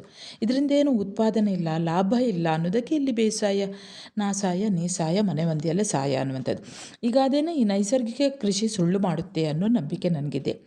ನಾವಿದನ್ನು ವ್ಯಾಪಕಗೊಳಿಸಿದರೆ ಸಾಯುವವನು ಅಥವಾ ಆತ್ಮಹತ್ಯೆ ಮಾಡಿಕೊಳ್ಳುವವನು ರೈತ ಅಲ್ಲ, ಬದಲಿಗೆ ಇಲ್ಲಿ ರಸಗೊಬ್ಬರ ಆತ್ಮಹತ್ಯೆ ಮಾಡಿಕೊಳ್ಳುತ್ತೆ, ಕ್ರಿಮಿನಾಶಕಗಳು ಆತ್ಮಹತ್ಯೆ ಮಾಡಿಕೊಳ್ಳುತ್ತವೆ, ಸಾವಯವ ಗೊಬ್ಬರಗಳು, ಹೈಬ್ರಿಡ್ ಬೀಜಗಳು, ಸಾಲಗಳು ಆತ್ಮಹತ್ಯೆ ಮಾಡಿಕೊಳ್ಳುತ್ತವೆ. ಅಂದರೆ ಮುಖ್ಯವಾಗಿ ರೈತನಿಗೆ ಮನಸ್ಸಿರಬೇಕು. ಸಹಜವಾದ ಈ ಒಂದು ಕೃಷಿಯನ್ನು, ನೈಸರ್ಗಿಕ ಕೃಷಿಯನ್ನು ಮಾಡಬೇಕು ಅನ್ನುವಂಥದ್ದನ್ನು ಹೇಳ್ತಾರೆ. ಹಾಗಾಗಿ ನಾ ಸಾಯ ನೀ ಸಾಯ ಮನೆಯವರೆಲ್ಲ ಸಾಯ ಅನ್ನೋದಿಲ್ಲ, ಅದು ಕಡಿಮೆ ಆಗ್ತದೆ. ಸಾಯುವವರು ಯಾರು? ಈ ರಸಗೊಬ್ಬರ ತಯಾರಿಕೆ ಮಾಡುವವರು. ಅವರು ಇಡೀ ಭೂಮಿಯನ್ನು ಹಾಳು ಮಾಡಿಕೊಂಡದ್ದೇ ಅವರು. ಹಾಗೆ ಅವ್ರನ್ನ ಆತ್ಮಹತ್ಯೆ ಮಾಡಬೇಕು, ರೈತ ಅಲ್ಲ. ರಸಗೊಬ್ಬರ ಆತ್ಮಹತ್ಯೆ ಮಾಡಿಕೊಳ್ಬೇಕು, ಕ್ರಿಮಿನಾಶಕಗಳು ಆತ್ಮಹತ್ಯೆ ಮಾಡಿಕೊಳ್ಬೇಕು, ಸಾವಯವ ಗೊಬ್ಬರಗಳು, ಹೈಬ್ರಿಡ್ ಬೀಜಗಳು, ಇದರಿಂದಾಗಿ ಕೃಷಿಯೆಲ್ಲ ಹಾಳಾದದ್ದು, ಕೃಷಿಯ ನಾಶ ಆದದೇ ಇದರಿಂದ ಅನ್ನೋದನ್ನು ಲೇಖಕರು ಹೇಳ್ತಾರೆ. ಸದ್ದಿಲ್ಲದ ಕ್ರಾಂತಿ ಇದು. ಈ ಕ್ರಾಂತಿಯಿಂದ ರಸಗೊಬ್ಬರ, ಬಿತ್ತನೆ ಬೀಜ, ಕ್ರಿಮಿನಾಶಕ, ಬಹುರಾಷ್ಟ್ರೀಯ ಕಂಪನಿಗಳು ತಂತಾನೇ ನಾಶವಾಗುತ್ತದೆ. ಈ ಸ್ಥಳೀಯತೆಯ ಒಳಗೆ ಉತ್ತರ, ದಾರಿ, ಉಸಿರು ಎಲ್ಲವೂ ಅಡಗಿದೆ. ಇದಕ್ಕೆ ಕಾರಣರಾದ ಸುಭಾಷ್ ಪಾಳೇಕರರ ದಾರ್ಶನಿಕತೆಗೆ ನಾನು ಕೃತಜ್ಞತೆಗಳನ್ನು ಸಲ್ಲಿಸುತ್ತೇನೆ ಹೇಳ್ತಾರೆ. ಅದೇ ಈ ಪಾಳೇಕರರ ಪ್ರಕೃತಿ ಪಾಳೇಕರರ ರೂಪದಲ್ಲಿ ಕಾಣಿಸಿಕೊಂಡಿದೆ ಅಂತ ಹೇಳಿದ್ರಲ್ಲ, ಅದೇ ಇಂಥದನ್ನು ಜನರು, ರೈತರು ಇದನ್ನು ಬಳಸಬೇಕು ಅಂತ ಹೇಳ್ತಾರೆ. ಮುಂದೆ ಅವರು ಹೇಳ್ತಾರೆ, ಲೇಖಕರು ಹೇಳ್ತಾರೆ, ಜೊತೆಗೆ ಕೃತಜ್ಞತೆಗಳನ್ನು ಸಲ್ಲಿಸ್ತಾರಂತೆ. ಸ್ವಾಮಿ ಆನಂದ್ ಅನ್ನುವವರಿಗೂ ಕೂಡ ಲೇಖಕರು ದೇವನೂರು ಮಹಾದೇವ ಕೃತಜ್ಞತೆ ಸಲ್ಲಿಸ್ತಾರೆ. ಯಾಕೆ ಅನ್ನೋದನ್ನು ಹೇಳ್ತಾರೆ. ಒಂದಿನ ಫೋನ್ ಮಾಡಿದ ಆನಂದ್ ಹೇಳ್ತಾರಂತೆ, ಅಯ್ಯಯ್ಯೋ ನಿಮ್ಮ ಸಮಸ್ಯೆಗಳೆಲ್ಲ ಬಗೆಹರಿಯಿತು ಸಾರ್ ಅಂದರು. ಆಗ ಲೇಖಕರಿಗೆ ಗಾಬರಿ ಆಗ್ತದಂತೆ. ಏನು ಸಮಾಚಾರ ಅಂತ ಕೇಳಿದ್ರಂತೆ. ಆಗ ಅವರಿಂದ ನೇರ ಉತ್ತರ ಬರಲಿಲ್ಲ, ಬದಲಾಗಿ ನಿಮ್ಮ ಭೂಮಿಯಲ್ಲಿ ಈಗ ಚಿನ್ನ ಬೆಳೆಯಬಹುದು ಅಂತ ಹೇಳ್ತಾರಂತೆ. ಅಯ್ಯಯ್ಯೋ, ಭೂಮಿನ ನೀವೇ ತಗೊಂಡು ಸ್ವಲ್ಪ ಚಿನ್ನ ಕೊಡಿ ಅಂತ ಲೇಖಕರು ಹೇಳಿದರು. ದೇವನೂರು ಮಹಾದೇವ ಅವರು ಹೇಳಿದಂಥ ಈ ತಮಾಷೆಯ ಮಾತುಗಳನ್ನು ಲೆಕ್ಕಕ್ಕೆ ತೆಗೆದುಕೊಳ್ಳದ ಆನಂದ್ ಸಂಭ್ರಮದಿಂದ ಪಾಳೇಕರ್ರವರ ನೈಸರ್ಗಿಕ ಕೃಷಿಯನ್ನು ವಿವರಿಸ್ತಾರಂತೆ. ಹಾಗೂ ಬನ್ನೂರು ಕೃಷ್ಣಪ್ಪನವರ ತೋಟವನ್ನು ಕಣ್ಣಿಗೆ ಕಟ್ಟುವ ಹಾಗೆ ವರ್ಣಿಸ್ತಾರೆ. ಆನಂದ್ ಎಷ್ಟೇ ಹೇಳಿದರೂ ಅನುಮಾನ ಅಂತೂ ಲೇಖಕರಿಗಿತ್ತಂತೆ. ಆದರೆ ಯಾವಾಗ ಬನ್ನೂರು ಕೃಷ್ಣಪ್ಪನವರ ತೋಟ ನೋಡಿದೆನೋ ನನಗೂ ಆನಂದ ಥರವೇ ಆಯಿತು ಅಂತ ಲೇಖಕರು ಹೇಳ್ತಾರೆ. ಆಗಳಿಗೆಯಿಂದಲೂ ಆನಂದ್ರವರನ್ನು ನೋಡ್ತಾ ಇದ್ದಾರೆ ಲೇಖಕರು. ದೇವರನ್ನು ಪ್ರತ್ಯಕ್ಷ ಮಾಡಿಕೊಳ್ಳುವ ಸಾಧಕನ ತುರ್ತಿನಲ್ಲಿ ಆನಂದ್ ನೈಸರ್ಗಿಕ ಕೃಷಿಗೆ ತಹತಹಿಸಿದ್ದಾರೆ. ಅವರ ನಿದ್ರೆಯಲ್ಲೂ ಸಹಜ ಕೃಷಿ ತುಂಬಿರುವಂತಿದೆ. ಈ ತಮ್ಮ ಸ್ಥಿತಿಯನ್ನು ಈಗ ಕೃತಿಯ ಮೂಲಕ ಅಭಿವ್ಯಕ್ತಿಗೊಳಿಸಿದ್ದಾರೆ. ನೈಸರ್ಗಿಕ ಕೃಷಿಯ ನಾಡಿ ಹಿಡಿಯಲು ಪ್ರಯತ್ನಿಸಿದ್ದಾರೆ. ಈ ಕೃತಿಯನ್ನು ನಾಡಿನ ಉದ್ದಗಲಕ್ಕೂ ತಲುಪುವಂತೆ ಮಾಡಿದರೆ ನಮ್ಮ ರೈತಾಪಿ ಬದುಕು ಉಸಿರಾಡುತ್ತದೆ ಅಂತ ಇಲ್ಲಿ ಲೇಖಕರು ಹೇಳ್ತಾರೆ. ಅಂದರೆ ಆನಂದ್ ಅವರು ಸಹಜ ಕೃಷಿಯ ಕಡೆಗೆ ಅವರ ಮನಸ್ಸು ಯಾವಾಗಲೂ ಹೊಯ್ದಾಡ್ತಾ ಇತ್ತು. ಹೇಗೆ ಒಬ್ಬ ಸಾಧಕ ದೇವರನ್ನು ಬರಮಾಡಿಕೊಳ್ಬೇಕು, ದೇವರನ್ನು ನೋಡಬೇಕು ಅಂದರೆ ಅವನನ್ನು ಪ್ರತ್ಯಕ್ಷ ಮಾಡಿಕೊಳ್ಬೇಕು ಅಂತ ಅವನು ಯಾವ ರೀತಿ ತುರ್ತಿನ ರೀತಿಯಲ್ಲೇ ಅವನು ಭಕ್ತಿಯನ್ನು ಮಾಡ್ತಾನೋ ದೇವರನ್ನು ಕಾಣಲಿಕ್ಕೆ, ಆದರೆ ಇವರು ಆ ಒಂದು ಕೃಷಿಯಲ್ಲಿ ದೇವರನ್ನು ಕಾಣುವವರು ಆನಂದ್. ಅಂದರೆ ಆ ರೀತಿ ಸಹಜ ಕೃಷಿಯಲ್ಲಿ ತಮ್ಮ ದೇವರನ್ನು ಕಾಣ್ತಾ ಇದ್ರು ಅನ್ನುವಂಥದ್ದನ್ನು ಲೇಖಕರು ಹೇಳ್ತಾರೆ. ಮುಂದಿನ ಲೇಖನ ಗಮನಿಸಿ. ಹುಟ್ಟಿನ ಜಾಡು ಹಿಡಿದು. ನಾನು ಇಲ್ಲೇ ಓದಿದವನು, ಇಲ್ಲೇ ಪರೀಕ್ಷೆ ಬರೆದವನು, ಹಾಗಾಗಿ ಇಲ್ಲಿ ಮಾತನಾಡಲು ಪರೀಕ್ಷೆ ಭಯ ಸುಳಿದಾಡ್ತಿದೆ. ಪಾಸೋ ಫೇಲೋ ಒಂದಿಷ್ಟು ಮಾತಾಡುವೆ. ನಾವು ನಮ್ಮ ಮನಸ್ಸು ಯಾವಾಗಲೂ ಒಂದು ಜಾಡಿಗೆ ಒಳಗಾಗುತ್ತಲೇ ಇರುತ್ತದೆ ಅಂತ ಕಾಣುತ್ತೆ. ನಡೆದ ದಾರಿ ರೂಢಿಯಾಗಿ ಬಿಡುವುದು. ಆಗ ಕಣ್ಣು ಮುಚ್ಚಿಕೊಂಡು ನಡಿಗೆ ನಡೆದು ಬಿಡುತ್ತದೆ. ಆ ರೂಢಿ ಆ ಜಾಡಿನಿಂದ ತಪ್ಪಿಸಿಕೊಂಡಾಗ ನಿಜ ಕಕ್ಕಾಬಿಕ್ಕಿ ಆಗಬಹುದು, ದಿಕ್ಕು ಕಾಣದಾಗಬಹುದು. ಆದರೆ ಇಲ್ಲಿ ಆಗಲೇ ಒಂದು ಹೊಸತು ಹುಟ್ಟಿಗೆ ಅದೇ ಕಾರಣವಾಗಬಹುದು. ಅಂದರೆ ನಾವು ಎಲ್ಲಿ ಇರ್ತೇವೋ ಅಲ್ಲಿದು ಸಾಧಾರಣವಾಗಿ ನಮಗೆ ಗೊತ್ತಿರ್ತದೆ ಎಲ್ಲವೂ ಕೂಡ. ನಾನು ಇಲ್ಲೇ ಓದಿದವನು, ಇಲ್ಲೇ ಪರೀಕ್ಷೆ ಬರೆದವನು, ಹಾಗಾಗಿ ಇಲ್ಲಿ ಮಾತನಾಡಲು ಪರೀಕ್ಷೆಯ ಭಯ ಸುಳಿದಾಡ್ತದೆ. ಪಾಸೋ ಫೇಲೋ ಒಂದಷ್ಟು ಮಾತಾಡ್ತೇನೆ. ನಾವು ನಮ್ಮ ಮನಸ್ಸನ್ನು ಯಾವಾಗಲೂ ಕೂಡ ಒಂದು ಜಾಡು ಅಂದರೆ ಒಂದು ರಸ್ತೆಯ ರೀತಿಯಲ್ಲಿ ಪಥ ಅಂತ ಹೇಳ್ತೇವೆ. ಅಂದರೆ ಇಲ್ಲಿ ಹೇಳ್ತಾರೆ, ಲೇಖಕರು ಹೇಳ್ತಾರೆ, ನಾವು ಒಂದು ಕಡೆ ನಡೀತಾ ಇದ್ದರೆ ಅದು ನಮ್ಮದೇ ಮನೆಯಲ್ಲಿರುವಂಥ ಕೋಣೆಗಳು ನಾವು ಕಣ್ಣು ಮುಚ್ಚಿ ಹೋದರೂ ಕೂಡ ನಮಗೆ ಗೊತ್ತಿರ್ತದೆ. ಯಾವುದೇ ಒಂದು ನಮಗೆ ಅಭ್ಯಾಸ ಆದರೆ ನಾವು ಕಣ್ಣು ಮುಚ್ಚಿ ಕೂಡ ಹೋಗ್ಬೋದು. ಆದರೆ ಇದ್ದಲ್ಲಿಯೇ ಈ ರೀತಿ ನಾವು ತಯಾರಿಯನ್ನು ನಡೆಸಿದಾಗ ಮಾತ್ರ ನಮಗೆ, ಅಂದರೆ ನಮ್ಮ ಒಳ ಮನಸ್ಸು ಎಲ್ಲವನ್ನು ಗ್ರಹಿಸಿರ್ತದೆ. ಇಂತಹ ಕಡೆಯಲ್ಲಿ ಇಂಥದ್ದು ಇರ್ತದೆ, ಇಂತಹ ಕಡೆಯಲ್ಲಿ ಗೋಡೆ ಇರ್ತದೆ, ಇಂತಹ ಕಡೆಯಲ್ಲಿ ಅಂಗಳ ಇರ್ತದೆ, ಅಥವಾ ಇಂತಹ ಕಡೆಯಲ್ಲಿ ಹೀಗೆ ಅನ್ನುವಂಥದ್ದು. ಆಗ ನಾವು ಹೋಗ್ಬೋದು. ಆದರೆ ಬೇರೆ ಕಡೆಗೆ ಹೋದರೆ ಅದೇ ರೀತಿ ಮಾಡಲಿಕ್ಕಾಗ್ತದಾ? ಇಲ್ಲ. ಆ ಜಾಡಿನಿಂದ ತಪ್ಪಿಸಿಕೊಂಡಾಗ ಕಕ್ಕಾಬಿಕ್ಕಿ ಆಗ್ಬೋದು, ದಿಕ್ಕು ಕಾಣದಾಗ್ಬೋದು. ಆದರೆ ಅಲ್ಲಿ ಆಗಲೇ ಒಂದು ಹೊಸತು ಹುಟ್ಟಿಗೆ ಅದೇ ಕಾರಣವಾಗ್ಬೋದು ಅಂತ ಹೇಳ್ತಾರೆ. ಒಂದು ಕಲಾಕೃತಿ ಹುಟ್ಟಲ್ಲೂ ಕೂಡ ಹೀಗೆ ಇರಬೇಕಲ್ವೇ? ಕೆಲವು ಸಲವೇನು, ಹೆಚ್ಚಿನ ಸಲ ನಾವು ಸೃಷ್ಟಿಸಿದ ನಮ್ಮ ಕೃತಿಯ ಜಾಡಿಗೆ ನಾವೇ ಹೆಚ್ಚು ಬೀಳುತ್ತೇವೆ. ಜಾಡಿನಿಂದ ತಪ್ಪಿಸಿಕೊಳ್ಳಲು ಕಷ್ಟ ಇರುವುದು ಇಲ್ಲೇ ಕಾಣುತ್ತದೆ, ಅದಕ್ಕಾಗಿ ಇರಬೇಕು. ಮತ್ತೆ ಮಗುವಾದ ಮಹಾನ್ ಚಿತ್ರಕಲಾವಿದ ವ್ಯಾನ್ ಗೋ ನೀನೊಬ್ಬ ಕಲಾವಿದನಲ್ಲ ಅನಿಸಿದಾಗ ನೀನು ಕಲಾ ಸೃಷ್ಟಿಯನ್ನು ಆರಂಭಿಸು, ಆಗ ನಿನ್ನೊಳಗೊಬ್ಬ ಕಲಾವಿದ ಹುಟ್ಟುತ್ತಾನೆ ಎಂದು ಒಗಟಾಗಿ ಬಿಡುತ್ತಾನೆ. ಅಂದರೆ ನೀನು ಕಲಾವಿದನಲ್ಲ ಅನಿಸಿದಾಗ ನೀನು ಕಲಾ ಸೃಷ್ಟಿಯನ್ನು ಆರಂಭಿಸು, ಆಗ ನಿನ್ನೊಳಗೆ ಒಬ್ಬ ಕಲಾವಿದ ಹುಟ್ಟುತ್ತಾನೆ. ಅಂದರೆ ನಾವು ಕಲೆಯನ್ನು ನನಗೆಲ್ಲವೂ ತಿಳಿದಿದೆ ಅಂತ ಗೊತ್ತಿದ್ದಾಗ ಏನೂ ಮಾಡಲಿಕ್ಕಾಗೋದಿಲ್ಲ. ಹಾಗಾಗಿ ನೀನು ಮಗುವಾಗಬೇಕು, ಮತ್ತು ನಿನ್ನ ಹತ್ರ ಹೊಸ ಆ ಕಲೆಯ ಹುಟ್ಟು ಆಗ್ತದೆ ಅನ್ನುವಂಥದ್ದು. ಲೇಖಕರು ಹೇಳ್ತಾರೆ, ಒಮ್ಮೆ ಅವರು ಮಂಗಳೂರಿನಲ್ಲಾದ ಮುಸ್ಲಿಂ ಲೇಖಕರ ಸಮಾವೇಶ ಉದ್ಘಾಟನೆಯಲ್ಲಿ ಆಡಿದ ಮಾತುಗಳು ಹೀಗೆ. ಅಂದರೆ ಲೇಖಕರು ಆ ಮುಸ್ಲಿಂ ಲೇಖಕರ ಒಂದು ಸಮಾವೇಶ ನಡೆದಿತ್ತು. ಅಲ್ಲಿಗೆ ದೇವನೂರು ಮಹಾದೇವ ಅವರು ಕೂಡ ಉದ್ಘಾಟಕರಾಗಿ ಹೋಗಿದ್ದರು. ಉದ್ಘಾಟನೆ ಮಾಡಿದ ನಂತರ ಸ್ವಲ್ಪ ಮಾತನಾಡಿದ್ರಂತೆ. ಹೀಗೆ ಮಾತಾಡಿದರು. ಒಂದು ಕಲಾಕೃತಿಯ ಸೃಷ್ಟಿಯ ಪ್ರಕ್ರಿಯೆಯಲ್ಲಿ ಸ್ಥೂಲವಾಗಿ, ಅಂದರೆ ತುಂಬ ಸ್ಥೂಲವಾಗಿ 2 ಬಗೆ ಗುರುತಿಸುವುದಾದರೆ, ತಾನು ತನ್ನ ಸುತ್ತಲಿನ ಒಳಕ್ಕೆ ಇಳಿಯುವ ದಲಿತನು, ಮುಸ್ಲಿಮನು, ಬ್ರಾಹ್ಮಣನು, ಇನ್ಯಾವನೋ ಯಾರೋ ಒಬ್ಬ ಲೇಖಕ ಕಲಾವಿದ ತನ್ನ ಆಳಕ್ಕೆ, ಅಂದರೆ ತನ್ನ ಸುಪ್ತ ಮನಸ್ಸಿಗೆ ಇಳಿದಂತೆಲ್ಲ ದಲಿತ, ಮುಸ್ಲಿಂ, ಬ್ರಾಹ್ಮಣ ಈ ಪೊರೆ ಕಳಚಿ ಮಾನವೀಯವಾಗಿ ಇನ್ನೂ ಹೆಚ್ಚೆಂದರೆ ಜೀವಸಂಕುಲದ ಸ್ಪಂದನವಾಗಿ ನಿಲ್ಲಬಹುದು. ಈ ಸ್ಪಂದನಕ್ಕೆ ತನ್ನ ಸುತ್ತಲ ಪರಿಸರ ಕಚ್ಚಾ ವಸ್ತುಗಳಂತೆ ತೊಡಗಬಹುದು. ಇರುವುದೆಲ್ಲ ಒಂದೇ ಜೀವ ಅನಿಸಿಬಿಡಬಹುದು. ಅಥವಾ ಒಂದು ಕೃತಿಯ ಸೃಷ್ಟಿ ಪ್ರಕ್ರಿಯೆಯಲ್ಲಿ ಲೇಖಕ ಕಲಾವಿದ ತನ್ನೊಳಗೆ ಇನ್ನೊಂದು ಜೀವ, ಮಗದೊಂದು ಜೀವ ಕಾಣುತ್ತಾ ಭಾವಿಸುತ್ತಾ ಹೋಗುವುದರಲ್ಲಿ, ಈ ಹೋಗುವಿಕೆಯಲ್ಲಿ ಬ್ರಾಹ್ಮಣ ಮುಸ್ಲಿಂ ಆಗಲು ಬೇಕಾಗ್ತದೆ, ಮುಸ್ಲಿಂ ಬ್ರಾಹ್ಮಣನಾಗಬೇಕಾಗ್ತದೆ, ದಲಿತ ಮತ್ತೊಬ್ಬನು ಆಗಲೇಬೇಕಾಗಿದೆ. ಊರಾಚೆಯವನ ಕತೆ ಬರೆಯಲು ಹೊರಟ ಊರೊಳಗಿನ ಇತರೆಯವನು ಅಸ್ಪೃಶ್ಯರನ್ನು ತನ್ನ ಒಳಬಿಟ್ಟುಕೊಳ್ಳಬೇಕಾಗುತ್ತದೆ. ಇಲ್ಲದಿದ್ದರೆ ಹುಟ್ಟು ಇರುವುದಿಲ್ಲ. ತನ್ನೊಳಗೆ ಬಿಟ್ಟುಕೊಳ್ಳದಿದ್ದರೆ ಅದು ಮಡಿದ ಸ್ಥಿತಿಯಾಗುತ್ತದೆ. ಅಲ್ಲಿ ಹುಟ್ಟು ಇರುವುದಿಲ್ಲ. ಅಂದರೆ ನಮ್ಮೊಳಗೆ ಹೊಸ ಹುಟ್ಟು ಆಗಬೇಕು ಅಂತ ಲೇಖಕರು ಹೇಳ್ತಾರೆ. ನಾವು ಹೊರಗಿನಿಂದ ಇನ್ನೊಬ್ಬರನ್ನು ನೋಡುವಾಗ ಅಲ್ಲಿ ಯಾವುದೇ ಲೇಖನಗಳು ಅಥವಾ ಕಥೆಗಳು ಸೃಷ್ಟಿಯಾಗುವುದಿಲ್ಲ. ಆದರೆ ನಾವು ಯಾರನ್ನು ನೋಡ್ತೇವೋ, ಮುಸ್ಲಿಮ್ ಇರ್ಬೋದು, ಬ್ರಾಹ್ಮಣ ಇರ್ಬೋದು, ದಲಿತ ಇರ್ಬೋದು, ಅವರ ಒಳಗೆ ಹೊಕ್ಕು ಅವರಾಗಿ ಸೃಷ್ಟಿಸಿಕೊಂಡು ತಾನು ಅವನೇ ಅಂತ ಸೃಷ್ಟಿಸಿಕೊಂಡು ಬರೆದಾಗ ಮಾತ್ರ ಹೊಸದಾಗಿ ಬರುತ್ತದೆ ಅನ್ನುವಂಥದ್ದನ್ನು ಇಲ್ಲಿ ಹೇಳ್ತಾರೆ ಲೇಖಕರು. ಒಡಲಾಳ ಅನ್ನುವಂತಹ ಕಾದಂಬರಿಯಲ್ಲಿ ಒಡಲಾಳದ ಸಾಕವ್ವನ ಬಗ್ಗೆ ಮೈಸೂರಿನ ಶಾರದಾ ವಿಲಾಸ ಕಾಲೇಜಿನ ಬ್ರಾಹ್ಮಣ ಉಪಾಧ್ಯಾಯರೊಬ್ಬರು ಹೇಳಿದ್ದು, ನಾನು ತುಂಬ ಸಂಪ್ರದಾಯಸ್ಥ, ಇದುವರೆಗೆ ಯಾರೊಬ್ಬ ಅಸ್ಪೃಶ್ಯನನ್ನು ಮುಟ್ಟಿಸಿಕೊಂಡಂಥವನಲ್ಲ. ಒಡಲಾಳ ಓದಿದೆ. ಆ ಸಾಕವ್ವ ನನ್ನ ಅಜ್ಜಿ ಅನಿಸಿಬಿಟ್ಟಳು, ನನ್ನೊಳಗೆ ನೆಲೆಸಿಬಿಟ್ಟಳು. ಮುಟ್ಟುವುದೆಂದರೆ ಬಹುಶಃ ಇದೇ ಅಲ್ಲವೇ? ಅಂದರೆ ಆ ಒಂದು ಪಾತ್ರದ ಒಳಗೆ ಹೋಗಬೇಕು ಅನ್ನುವಂಥದ್ದನ್ನು ಲೇಖಕರು ಹೇಳ್ತಾರೆ. ನಮ್ಮ ಸಾಮಾಜಿಕ ಕಾರಣವಾಗಿ ಸಾಹಿತ್ಯದಲ್ಲೂ ಎದ್ದು ಕಾಣುವಂತೆ ಮಹಿಳೆ, ದಲಿತ, ಮುಸ್ಲಿಂ ಇತ್ಯಾದಿ ವಿಂಗಡಣೆಗಳು ಇವೆ. ಇದು ಎಷ್ಟಿರಬೇಕು, ಎಲ್ಲಿಯವರೆಗೆ ಇರಬೇಕು? ಅದನ್ನು ಕೋಳಿಯೊಂದು ತನ್ನ ಮೊಟ್ಟೆಗೆ ಕಾವು ಕೊಡುವ ಕಾಲಾವಧಿಯವರೆಗೆ ಮಾತ್ರ ಸಾಕು ಎಂದು ಹೇಳಬಹುದೇ? ಅಥವಾ ಪ್ರಾಥಮಿಕ ಶಾಲೆಯವರೆಗೆ ಮಾತ್ರ ಅಂತ ಹೇಳ್ಬೋದೇ? ಇಲ್ಲಿದ್ರೆ ಗಡ್ಡ ಬೆಳ್ಳಗಾಗಿ ಮುದುಕನಾದರೂ ಪ್ರಾಥಮಿಕ ಶಿಕ್ಷಣವನ್ನೇ ಮಾಡುವಂತೆ ಹಾಗೇ ಇಲ್ಲೂ ಅಂತ ಹೇಳ್ತಾರೆ.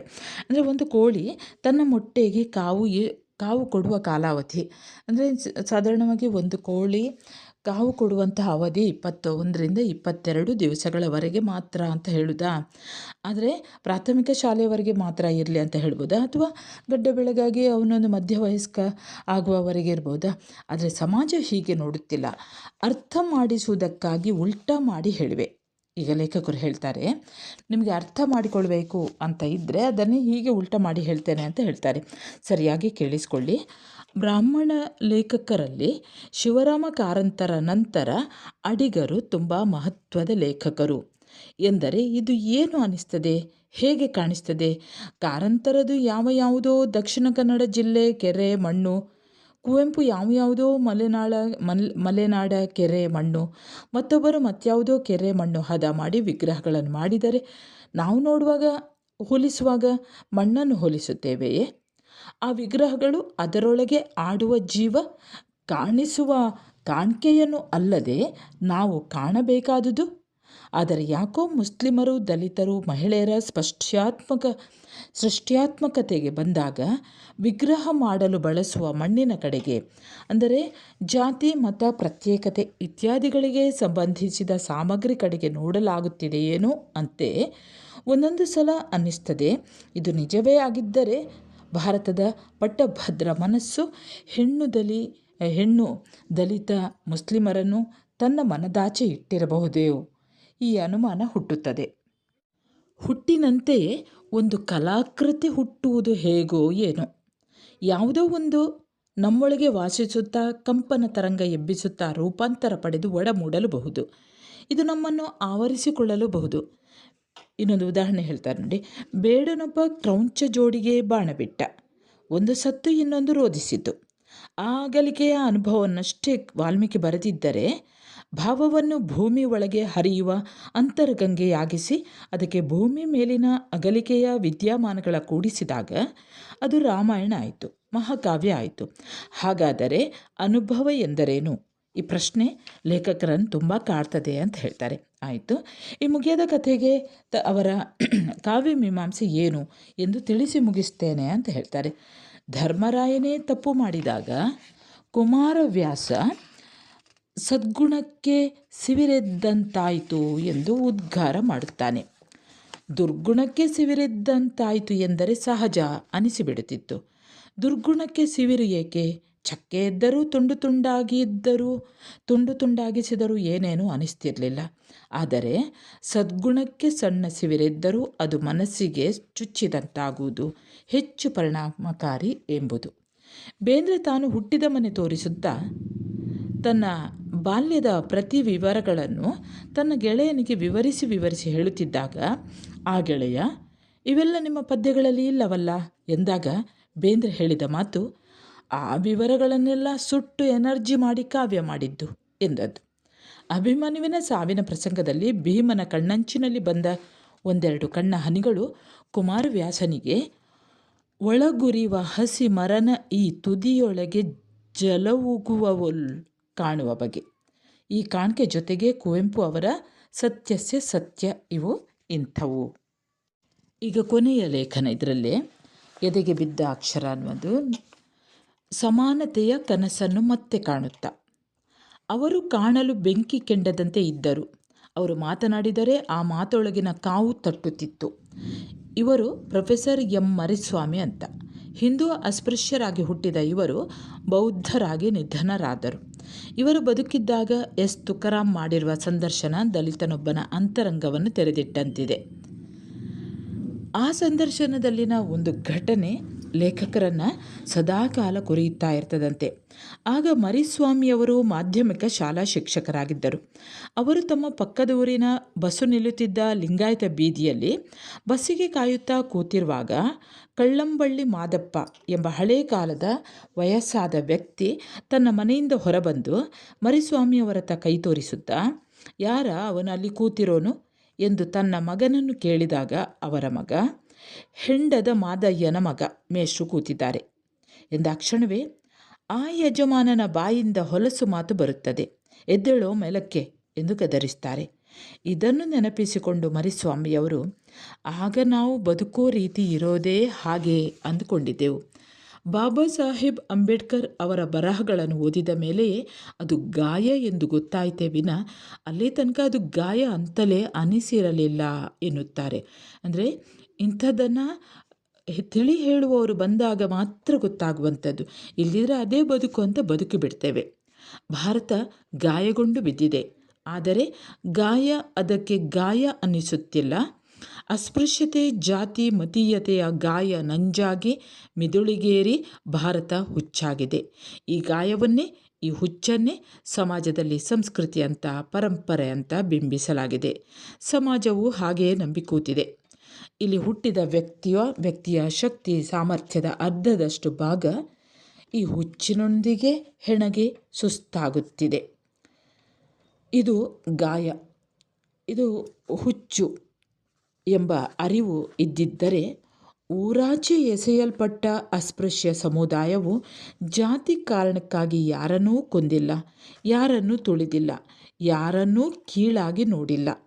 ಹಾಗಾಗಿ ಈ ಸಮುದಾಯವೇ ಅವಮಾನಕ್ಕೆ ತುತ್ತಾಗುವ ಬದಲು ಗೌರವಕ್ಕೆ ಪಾತ್ರವಾಗಬೇಕಾಗಿತ್ತು ಎಂಬ ಭಾವನೆ ಸಮಾಜದಲ್ಲಿ ಉಂಟಾಗ್ತಾ ಇತ್ತು. ಜೊತೆಗೆ ಅಸ್ಪೃಶ್ಯರನ್ನಾಗಿಸಿ ಊರಾಚೆ ಎಸೆಯಲ್ಪಡಲು ಇರುವ 108 ಕಾರಣಗಳಲ್ಲಿ ಚಾತುರ್ವರ್ಣದ ವಿಂಗಡಣೆಯನ್ನು ಒಪ್ಪದ ತಾತ್ವಿಕರು ಹಾಗೂ ಶೂದ್ರರಾಗಲು ಎಂದರೆ ಸೇವಕರಾಗಲು ಒಪ್ಪದ ಸ್ವಾಭಿಮಾನಿಗಳನ್ನು ಅಸ್ಪೃಶ್ಯರನ್ನಾಗಿಸಿ ಊರಾಚೆ ಎಸೆಯಲ್ಪಟ್ಟಿದ್ದು ಕಾಣುತ್ತಿತ್ತು. ಆಗ ಎಸೆಯಲ್ಪಟ್ಟು ಈಗ ಬಡತನ, ಅವಮಾನಗಳಿಂದ ಜರ್ಜರಿತವಾಗಿರುವ ಈ ಅಸ್ಪೃಶ್ಯ ಸಮುದಾಯದ ಹಿಂದಿನ ಚರಿತ್ರೆಯ ಘನತೆ ಕಾಣಿಸುತ್ತಿತ್ತು. ಅಸ್ಪೃಶ್ಯತೆಯ ತಾರತಮ್ಯಕ್ಕೆ ಒಳಗಾದವರು ಈ ನೋವನ್ನು ಬದುಕುವ ರೀತಿ ಎಂದುಕೊಂಡರೆ ಅದು ಸ್ಥೂಲವಾಗಿ ದೈಹಿಕವಾಗಿರ್ತದೆ. ಅದೇ ಆ ನೋವು, ತಾರತಮ್ಯಗಳು ಗಾಯ ಎಂಬ ಅರಿವಿಗೆ ಬಂದರೆ ಅವು ಸೂಕ್ಷ್ಮವಾಗಿ, ಮನೋಮಯವಾಗಿ ಕ್ಷಣ ಕ್ಷಣವೂ ಹಿಂಸಿಸುತ್ತದೆ. ಆಗ ಆ ಹಿಂಸೆಯನ್ನು ತಾಳಲಾರದವರು ತಾವು ಅಸ್ಪೃಶ್ಯರೆಂಬುದನ್ನೇ ಮರೆಮಾಚಲು ಹವಣಿಸುತ್ತಾರೆ. ಯಾರಿಗೆ ತಮ್ಮ ಸ್ಥಿತಿಯನ್ನು ತಾತ್ವಿಕ ನೆಲೆಗಟ್ಟಿನಲ್ಲಿ ನೋಡುವ ಅರಿವು ಬರುತ್ತದೋ ಅವರು ತಮ್ಮ ವಿಮೋಚನೆಗೆ ತವಕಿಸುತ್ತಾರೆ. ಆಗ ವಿಮೋಚನೆ ಅವರದು ಮಾತ್ರವಾಗಿರುವುದಿಲ್ಲ, ಅದರಿಂದ ಇಡೀ ಸಮಾಜವೇ ವಿಮೋಚನೆಗೊಳ್ಳುವಂತಹ ದಿಕ್ಕಿನಲ್ಲಿ ಚಲಿಸುತ್ತದೆ. ಈ ಹಿನ್ನೆಲೆಯಲ್ಲೇ ಒಂದೊಂದು ಸಲ ಲೇಖಕರು ಹೀಗೆ ಯೋಚನೆ ಮಾಡ್ತಾರೆ. ಚಿಕಿತ್ಸೆ ಯಾರಿಗೆ ಬೇಕಾಗಿದೆ?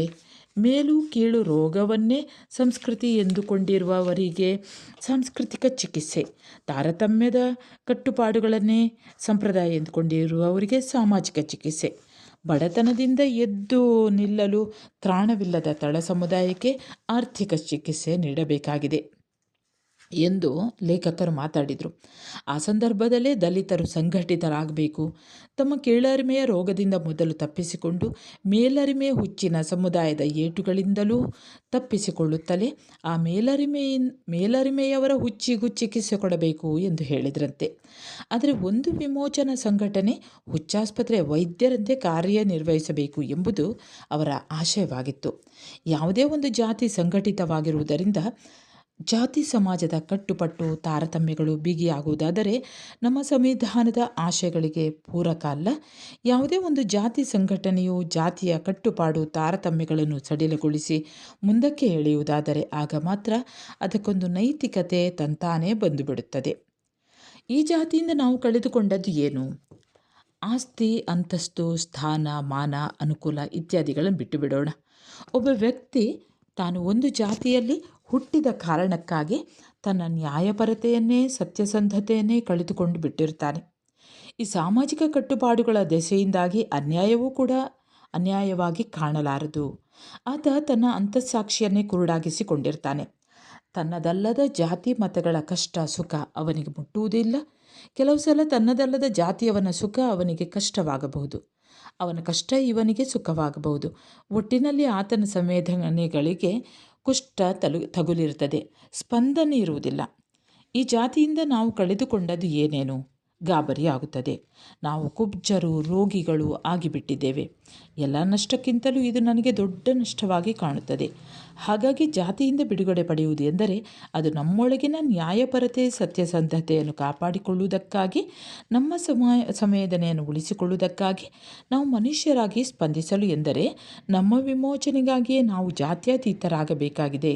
ನಾಳೆ ಬದುಕಿ ಬಾಳಬೇಕಾದ ನಮ್ಮ ಎಳೆಯ ಮಕ್ಕಳಾದರೂ ಈ ಭಾವನೆಯನ್ನು ಬಿತ್ತಬೇಕಾಗಿದೆ. ಹಾಗಾಗಿ ಇದು ಶಿಕ್ಷಣದ ಭಾಗವಾಗಬೇಕು ಎಂಬುದನ್ನು ಲೇಖಕರು ಹೇಳ್ತಾರೆ. ಜಾತಿ ಪದ್ಧತಿಯಿಂದ ಘಾಸಿಗೊಂಡು ಈ ಜಾತಿ ಅನ್ನೋದೇ ಇರಬಾರದು ಎಂಬ ಸಂಕಟದ ಬದುಕಿನ ದಲಿತರನ್ನು ಎಚ್ಚರಿಸಬೇಕಾದರೂ ಅವರ ಜಾತಿಯನ್ನೇ ಕೆರಳಿಸಿ ಅಷ್ಟೋ ಇಷ್ಟೋ ನಡೆಯುವಂತೆ ಮಾಡಬೇಕಾದಂತಹ ಪರಿಸ್ಥಿತಿಯಲ್ಲಿ ನಾವಿದ್ದೇವೆ. ಇಲ್ಲಿ ತಳ ಸಮುದಾಯಗಳು ಎಚ್ಚರಗೊಂಡು ತಮಗೆ ಆದ ಅನ್ಯಾಯಕ್ಕೆ ಸೆಟೆದು ನಿಂತು ಕೂಗುವುದು ಕೂಡ ಬಿಗಿಯಾದ ಜಾತಿ ಕಟ್ಟುಪಾಡುಗಳನ್ನು ಅಲ್ಲಾಡಿಸಬಲ್ಲದು. ಹೀಗೆ ಗುರುತಿಸಿ ಎಚ್ಚರಗೊಳಿಸುವ ಐಡೆಂಟಿಟಿ, ಅಸ್ಮಿತೆ ಎನಿಸಿಕೊಳ್ಳುವ ಈ ಕ್ರಿಯೆ ಇಂದು ಹೆಚ್ಚು ಚರ್ಚೆಗೆ ಒಳಗಾಗ್ತಾ ಇದೆ. ಆದರೆ ನಾವು ಚರ್ಚಿಸಬೇಕಾಗಿರುವುದು ಯಾವುದೇ ಕ್ಷೇತ್ರದ ಈ ಗುರುತಿಸುವಿಕೆಯ ಐಡೆಂಟಿಟಿ ಎಷ್ಟಿರಬೇಕು ಮತ್ತು ಯಾಕಾಗಿ ಇರಬೇಕು ಎಂಬುದರ ಬಗ್ಗೆಯೂ ಕೂಡ ಇರಬೇಕಾಗುತ್ತದೆ. ಜಾತಿಯನ್ನು ಗುರುತಿಸಿ ಸಂಘಟಿತರಾಗಿ ಹೋರಾಡುತ್ತಲೇ ಅದರೊಳಗೇನೆ ಜಾತ್ಯತೀತತೆಯನ್ನು ಕಾಪಾಡಿಕೊಳ್ಳುವುದು ಹೇಗೆ ಎಂಬ ವಿವೇಕ ಎಚ್ಚರ ಇಲ್ಲಿ ಬೇಕು ಅನ್ನೋದನ್ನು ದೇವನೂರು ಮಹಾದೇವ ಹೇಳ್ತಾರೆ. ತಂತಿ ನಡಿಗೆಯಂತೆ ಇದು. ಯಾವುದೇ ಐಡೆಂಟಿಟಿ ಸಂಘಟನೆ ಯಾಕಾಗಿ? ಅದು ಸಮಾನತೆಗಾಗಿ, ವಿಕೇಂದ್ರೀಕರಣಕ್ಕಾಗಿ, ತಾರತಮ್ಯ ನಿವಾರಣೆಗಾಗಿ. ಈ ದಿಕ್ಕಲ್ಲಿ ಹೆಜ್ಜೆ ಇಡುವ ನಡಿಗೆಗಳಾಗಬೇಕು. ಯಾವುದೇ ಐಡೆಂಟಿಟಿಯ ನಡಿಗೆ ತಾನೊಂದು ಅಸಮಾನತೆಗೆ ಒಳಗಾದ ಝರಿ, ತಾನು ಇರುವುದೇ ಸಮಾನತೆಯ ನದಿಯನ್ನು ಕೂಡುವುದಕ್ಕಾಗಿ ಎಂಬಂತೆ ತನ್ನ ಆಶಯಗಳ ಇತರ ಝರಿಗಳ ಜತೆಗೆ ಕೂಡಿಕೊಳ್ಳುತ್ತಾ ಸಮಾನತೆಯ ನದಿಯ ಕಡೆಗೆ ಚಲಿಸಬೇಕಾಗ್ತದೆ. ಇಲ್ಲದಿದ್ದರೆ ಮತ್ತೆಲ್ಲಿಗೂ ತಲುಪಿಬಿಡಬಹುದು ಅಥವಾ ತಾನೇ ಸರ್ವಸ್ವ ಎಂದುಕೊಂಡು ಅತಿಗೆ ಹೋಗಿ ದಿಕ್ಕು ತಪ್ಪಬಹುದು. ಸಮಾನತೆ ಬಯಸುವ ಐಡೆಂಟಿಟಿಯ ಆಂದೋಲನಗಳಿಗೆ ಅಂದರೆ ಆದಿವಾಸಿ, ಮಹಿಳೆ, ದಲಿತ ಒಳಪಂಗಡಗಳು, ಅಲ್ಪಸಂಖ್ಯಾತ, ಯಾವುದೇ ತಳ ಸಮುದಾಯ, ರೈತಾಪಿ ಹೋರಾಟಕ್ಕೆ ಈ ಅರಿವು ಇಲ್ಲದಿದ್ದರೆ ಐಕ್ಯತೆಗೆ ಬದಲು ಛಿದ್ರತೆಗೆ ತಾನು ಕಾರಣವಾಗಬಹುದು. ಸಮಾನತೆಯ ಆಶಯದ ಯಾವುದೇ ಸಂಘಟನೆಗಳು ಈ ಅರಿವಿನಲ್ಲಿ ನಡೆಯಬೇಕಾಗಿರುವುದು ಇಂದಿನ ತುರ್ತು ಅಗತ್ಯವಾಗಿದೆ ಅನ್ನೋದನ್ನು ಲೇಖಕರು ಹೇಳ್ತಾರೆ. ಈ ಅರಿವಿನಲ್ಲಿ ನಡೆಯಬೇಕಾಗಿರುವುದು ಇಂದಿನ ತುರ್ತು ಅಗತ್ಯ. ಯಾಕೆಂದರೆ ಭಾರತ ಧಾವಿಸ್ತಾ ಇರುವ ದಿಕ್ಕು ವೇಗ ನೋಡಿದರೆ ಭಾರತಕ್ಕೆ ಸ್ವಾತಂತ್ರ್ಯ ತಂದುಕೊಟ್ಟವರ ಕನಸು ಇಂದು ಅಪಹಾಸ್ಯಕ್ಕೆ ವಸ್ತುವಾಗಿದೆ. ಸಮಾನತೆ ಅಂದರೆ ಇಂದು ನಗುತ್ತಾರೆ. ಬಡವ ಬಲ್ಲಿದರ ನಡುವೆ ಅಂತರ ಕಮ್ಮಿ ಇರಬೇಕು ಎಂದರೆ ಇನ್ನೂ ನಗುತ್ತಾರೆ. ಹಾಗಾದರೆ ನಮಗೆ ಯಾವ ಭಾರತ ಬೇಕು?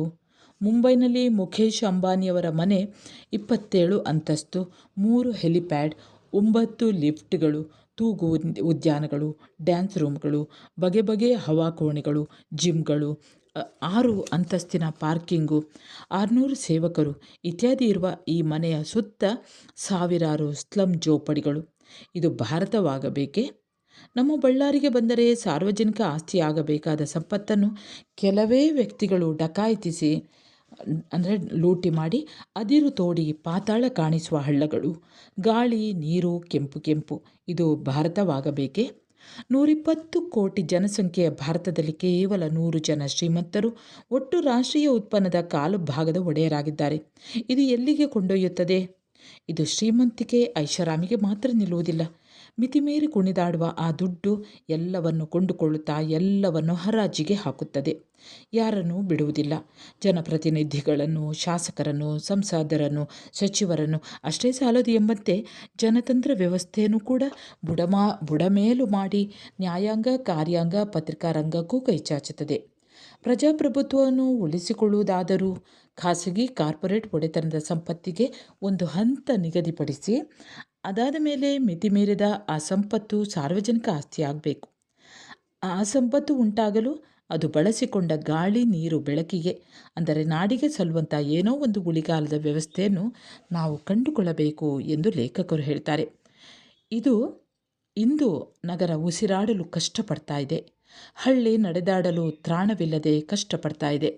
ಅನ್ನ ನೀಡುವಾತ ಆತ್ಮಹತ್ಯೆ ಮಾಡಿಕೊಳ್ಳುತ್ತಿದ್ದಾನೆ. ಎಲ್ಲರಿಗೂ ಈಗ ಉಳಿಯಲು ಇರುವ ದಾರಿ ಒಂದೇ. ಇಲ್ಲಿ ಮತ್ತೆ ಸಮಾನತೆಯ ಕನಸನ್ನು ಬಿತ್ತಬೇಕಾಗಿದೆ. ಬಡವ ಬಲ್ಲಿದರ ನಡುವಿನ ಅಂತರ ಕಮ್ಮಿ ಇರಬೇಕು ಎಂಬ ಆಸೆಗೆ ಮತ್ತೆ ನೀರೆರೆಯಬೇಕಾಗಿದೆ. ವಿಕೇಂದ್ರೀಕರಣ, ಎಲ್ಲರಿಗೂ ಉದ್ಯೋಗ, ಸ್ವಾವಲಂಬನೆ ಎಂಬ ಹುದುಕಿ ಹೋಗಿರುವ ಈ ಹಳೆ ಮಾತುಗಳನ್ನು ಮತ್ತೆ ಮತ್ತೆ ಹೇಳಬೇಕಾಗಿದೆ. ಈ ಹಳೆಯ ಮಾತುಗಳನ್ನು ಎಳೆಯ ಮಕ್ಕಳು ಹೇಳುವಂತಾದರೆ ಆ ಮಾತುಗಳಲ್ಲಿ ಜೀವ ಸಂಚಾರ ಉಂಟಾಗಬಹುದು. ಮೊದಲು ಆ ಮಕ್ಕಳ ಶಿಕ್ಷಣದಲ್ಲಿ ಭಿನ್ನ ಭೇದ ತೊಡೆದು ಸಮಾನ ಶಿಕ್ಷಣ ಪದ್ಧತಿಯ ಮೂಲಕ ಸಂವಿಧಾನದ ಆಶಯಗಳಿಗೆ ತಕ್ಕಂತೆ ಪಠ್ಯ ರಚಿಸಿ ನಾಳಿನ ಭಾರತ ಕಟ್ಟಬೇಕು ಎಂದು ಎದೆಗೆ ಬಿದ್ದ ಅಕ್ಷರ ಅನ್ನುವಂತಹ ಲೇಖನದಲ್ಲಿ ದೇವನೂರು ಮಹಾದೇವ ಅವರು ಹೇಳ್ತಾರೆ. ವಿದ್ಯಾರ್ಥಿಗಳೇ, ಇಲ್ಲಿಗೆ ದೇವನೂರು ಮಹಾದೇವ ಅವರು ಬರೆದ ಎದೆಗೆ ಬಿದ್ದ ಅಕ್ಷರ ಅನ್ನುವಂತಹ ಈ ಒಂದು ಪಾಠ ಮುಕ್ತಾಯವಾಗ್ತದೆ. ವಿದ್ಯಾರ್ಥಿಗಳೇ, ನಿಮ್ಮಲ್ಲೇ ಯಾರಿಗಾದರೂ ಉಪಯೋಗವಾಗಲಿ ಅನ್ನುವಂತಹ ಒಂದು ದೃಷ್ಟಿಯಿಂದ ಈ ವಿಡಿಯೋ ಮಾಡಿದ್ದೇನೆ. ಹಾಗೆ ಇದರ ವಿವರಗಳನ್ನು ನಿಮ್ಮ ಉಪನ್ಯಾಸಕರು ನೀಡಿರಬಹುದು.